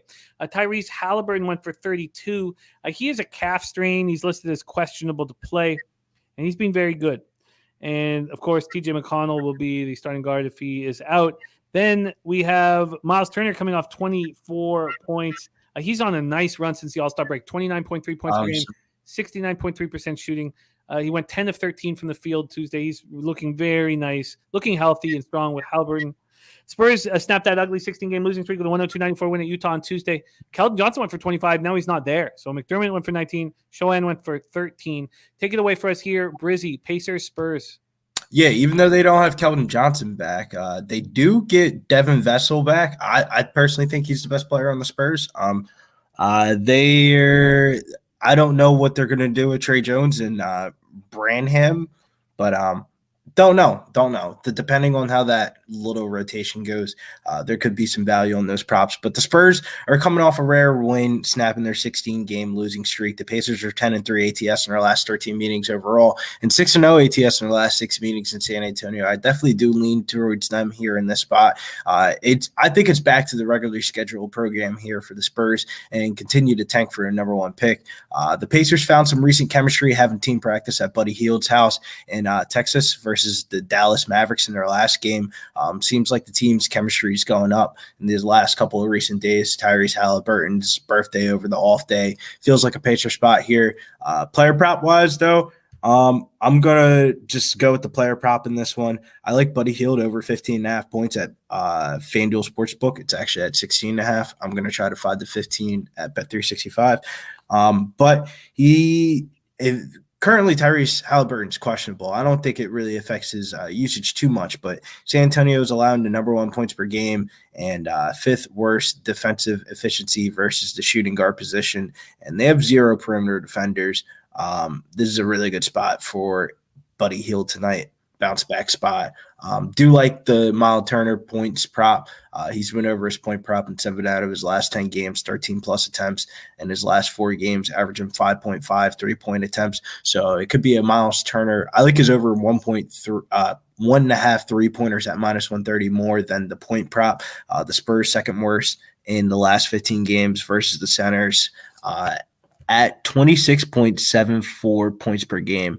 Over the last 3 games, Miles Turner has averaged 29.3 points per game. He's attempting a lot of threes, honestly, and it's still at 1.5. I feel like since the trade deadline and the All-Star break, we've been smacking these 1.5 3-point props. If it's PJ Washington, Mikal Bridges, Miles Turner, this could be another one here with Miles Turner tonight. And I also like the Buddy Hield point prop. I think I'm just going to put money on the Buddy Hield prop. Over 15.5 points. What was the juice? I'm trying to look on Bet365 because it went up to 16.5 on FanDuel. Okay. Let me look at Bet365. I cashed this easily against the Rockets, and I feel like this is a similar spot. That was Nuggets Rockets a couple games back, but I want the first half over 62.5 team total for the Pacers, but I will only do that when Buddy Hield is announced in. Halliburton. Yes, 97% of the cash is on Indiana, Lee Davis. A huge amount is on Indiana. We're going to get that. Did you find that 15.5? No, I'm going to try to look at some other books or something like that. I'll tweet it out, though. Still early in the day, and we are in the midst of the first injury news report of the day, so a lot of the books are kind of moving around some numbers. I feel you. LJ from H-Downs on DeLong Wright, 2 or more steals at even I like money. The point prop for DeLong Wright tonight, 8.5 points against his former team. Could be some value there. Yeah, and North Ender is 2 points of closing line value, but says may sell my Pacers -4. Not usually my style to roll 97% of the cash, says North Ender. All right, let's move on to the final spot on the board. And this is an interesting one because over at Sports Insights, full line value on the Los Angeles Clippers. Let's take a look at the line history here for this one. We have the Clippers opening up at -3.5. That's where they stand now. They got to 4.5 for a little while, but it's come back to 3.5. Totals wise, it's opened up at 234. It's dropped all the way down to 2.5 points to 231.5. Let's take a look at the cash flow here with the full line value. 52% of the tickets and 75% of the cash is on the Clippers. Then 36% of tickets and 60% of the cash is on the under. It's a lot of money on the under. Clippers pace 101.74 possessions a game. Warriors 3-2 over the past 5, 99.5 possessions a game. Clippers coming off their third straight loss, 108-101 at home to Minnesota on Tuesday. Kawhi and Paul George are playing great. I mean, they're absolutely rolling right now, but it just doesn't seem to be enough at this point. They're shooting 51.3% from 3 over the over this 3-game losing streak, and it's interesting to watch them. Do they break out of it here? Warriors come in off their third straight win, 123-105 at home to Portland on Tuesday. Clay had 23, Jordan Poole 29, Draymond had 12, 9 boards, 8 assists, 2 steals, 2 blocks. Steph, Wiggins, and Gary Payton remain out. Jordan Poole left knee contusion is probable. They expect him to be ready to go. Brizzy, take it away for us here. Clippers, Warriors. Yeah, the Clippers are 7-3 in their last 10 road games and 2-6 ATS in their last 8 games overall. The Warriors come to this game red hot on a 3-game winning streak, but I mean the teams that they're playing in their 3-game winning streak aren't really that impressive. Houston, Minnesota, and Portland, coming off a winning game where they're down 23 points does cause concern, hence why they're home underdogs in my opinion. But they've only lost 7 home games this season, 25-7 record at home, with Clay playing his best basketball of the year. I mean, I do lean towards the Clippers, but I don't like betting against the Warriors at home. The Clippers defense hasn't really clicked since the trade deadline. Moves – it kind of their defense is what they really rely on to win games, but I feel like they're trending towards a win here. First 3 games since the All-Star break. First game was a double overtime loss versus Sacramento. The next day was an overtime loss versus Denver, and then Tuesday was a loss versus Minnesota. Feels like a schedule spot here for the Clippers to get a win, but the Clippers have really struggled with perimeter defense, which isn't a good recipe for a team like the Warriors. They're allowing opponents to shoot 40% from the three-point line in the year 2023 so far. So I like Dante DiVincenzo over 2.5 3-pointers, -125. He's been on fire of recent throughout this home stretch, making at least 4 3-pointers in 3 games at home with an average of 9.2 attempts per game. So that's my play on this game here. Actually, my favorite prop of the day here, it will be Dante DiVincenzo. Dante DiVincenzo is going to catch hot fire tonight. Over, was it 2.5? 2.5 3-pointers, -125 at Bet365. And that will be a ladder. I think I'm going to take the ladder up to 4 threes to 215. And potential sprinkle in the PRA. I do like the PRA at 20.5 for Dante DiVincenzo. I think a lot of the attention will go towards Klay Thompson and Jordan Poole, which will allow Dante DiVincenzo in his 4th home game in a row to just go absolutely hot fire. A lot of these role players usually step up in home games, especially with the 4th one in a row for the Warriors. That's the only reason why I don't want to bet against the Clippers here in this spot. But you have seen NBA teams this year in that last game right before they go back onto the road have dropped the ball with the potential look-ahead spot here. So not a lot of value on the card today, in my opinion, when it comes to the spreads. You got the Pacers at 6-point favorites. I don't really want to lay the chalk with the Pacers. The Sixers game, that's a very hard game to cap without Joel Embiid news, but I lean towards the Mavericks. In the first game of the night, I lean towards the home dog of the Wizards. And then the last game of the night here, I think the Clippers might shock some people, but I'm not going to tell you you're stupid for betting the Warriors at plus money at home when they're 25-7 at home this season. Yeah, I agree. Great breakdown. I want the Clippers here. I'm a little concerned that Pinnacle moved it to 4 and then moved it right back to 3.5. Maybe Sharps just feel that 4 is too many points for the Warriors at home. But I mean, when are the Clippers going to get right? You know, it feels like it should be pretty soon, shouldn't it be? It's got to be very soon, but then you start looking at their next stretch of games, and it's not the best, Jim. Not the best at all. They might go on a little bit of a losing streak here. Let me read off these next couple games here for the Clippers. I thought I had it written down, but I actually don't. Rick J's on Kawhi over 2.5 threes. He also has a Pacers Clippers money line parlay.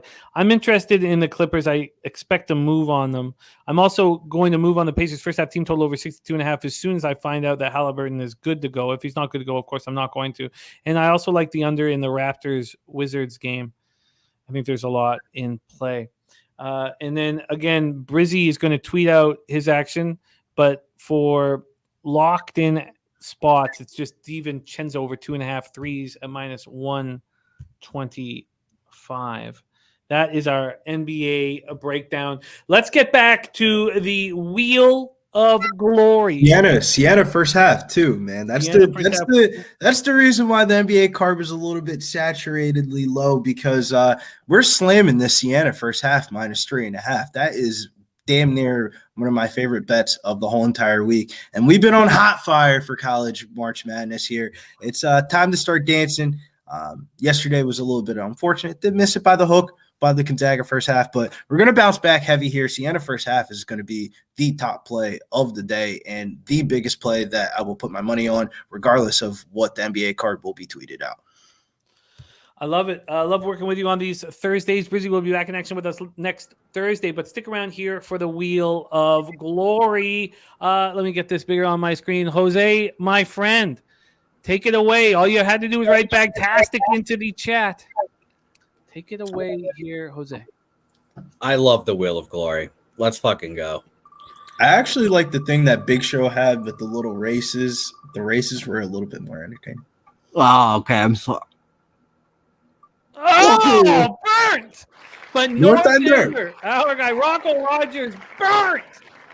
North Ender God. picking up $25. That a boy, North Ender. Big supporter. We love him. North Ender getting that cash, $25 richer. All right, our final spin here of the Wheel of Glory. A lot of going into stakes here. Nasty Nate, Jay Peasy. Oh, action here. Let's see who gets the last spin in the wheel of... What was it, Tate? Wow. Hey, butter. Hey, Hey, butter. $25 richer. And a boy, Tay Butter. 44-42 now, South Alabama. Now 3.5 point. Oh, now 44-44. It keeps kind of, it's tight. It's tight. I think that 3.5 live was the spot. I wish I had moved on it. Jose, you've got a lot ahead of you. Tell us a little bit about what's going on for you next week. Yeah, next week we'll be in Miami. Shout out to my sister. We'll be up and down the coast of Miami in Florida, West Palm Beach for some Astros spring training. I'll be up there again, mingling the next day, meeting the next generation of World Series guys, hopefully with the Astros. That'll be funny to see. And then, yeah, I'll be at the Marlins Stadium basically every day. For the next for that weekend until Tuesday. Every game I'll be there essentially. It'll be a lot of fun. I'll be a big Team Nicaragua guy. I've got my season tickets for them as well. We'll be doing shows there, doing live breakdowns, etc., etc. It'll be a whole lot of fun. And of course, March Madness is coming soon, and we've got big things coming as well on that front on the Pub Sports Radio website. So keep your ears to the ground on that as well. That'll be fun. I can't wait to see all the good stuff that you deliver from Miami. Also, we forgot to mention, and we need to, the Taint play of the day was sent to us by Matty Ice. And Matty Ice, our guy, is being booted off of Twitter for now, so it's great that he can jump in. He's on Loyola, Maryland. Loyola, Maryland, plus 15.5. Says Loyola playing well. And how much does Colgate care? Loyola, Maryland is the Taint play of the day.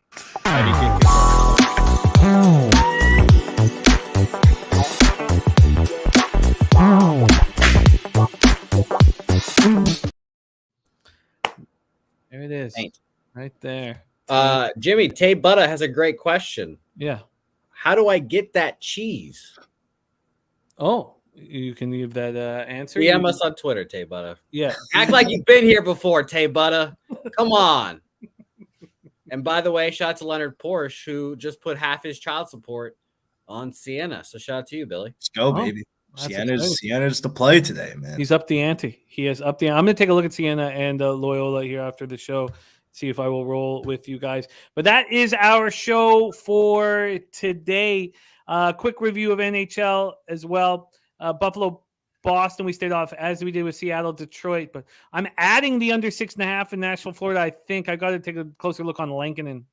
Gogster's on that under 6.5 plus 115. Maybe it's moved to 7. He's also on that first period under 2 at minus 129. Maybe it's 48-44 South Alabama, and I didn't move on the 3.5. But live betting, you just have to move on it as soon as you. For fuck's sakes! All right, and then Goldster's on first period, both teams to score in Ottawa, New York, and both teams score at least 3. I'm on first period in full game Ottawa. Ron Crawford, NHL play today, Tampa in regulation. Goldster's on Tampa in regulation. I'm on Tampa Bay -1 and the under. Dallas, Chicago, we stayed off. Gogster's on first period draw in Toronto, Calgary.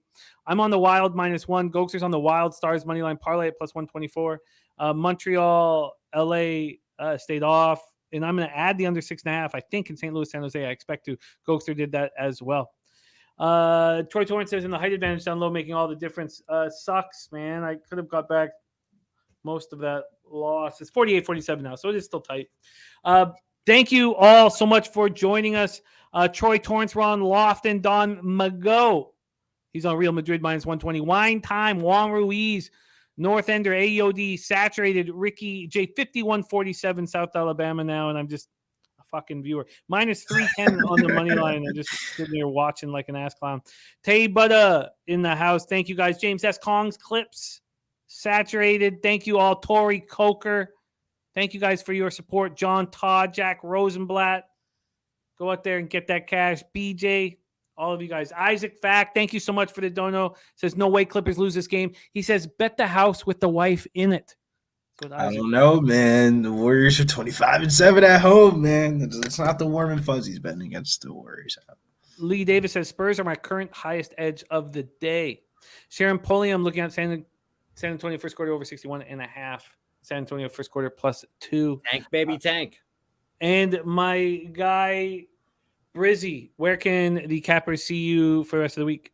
Yeah, you can find me over on Twitter at Getting Bills and over at Instagram at Billy Briz DFS. Got a lot of content coming up in the next 24 hours with Fight Week on the horizon. We got John Jones, Bones fighting back inside the cage. So PFL breakdowns and the UFC 285 breakdown with my guy MMA Jewish Better over on IG, sponsored by Pub Sports Radio. I love it. I love it. Jose, will you let's us into the future, my friend? Sure, everyone. Again, if you want, congratulations. Go DM us on Twitter at Pub Sports Radio. Follow us there. Pubapalooza coming soon. Billy Brisbane will be there, I believe. It's going to be nice. Yes, seeing right. Billy's smiling face as well. Billy, I know you're excited for Friday night's action at Diamond Show Club. I know you're excited. Friday and Saturday is really the highlight of Pubapalooza. You might not catch me at Retama Park on Sunday because we're going hard Friday and Saturday. It's going to be a whole lot of fun. Hopefully we recover with some delusional eats and my guy Sonny on Sunday. Sunny Sundays. Look at that. Yeah, Look let at Sean Brady and Cheeto Vera win on that UFC card, and it would be a very nice vacation. Yes, and Mills is going to bring them to the Pub Sports or to Southtown 101 too. I forgot about that as well. Stop the cap. I forgot that as well. Mills is cap. Leche, Los Bookmakers.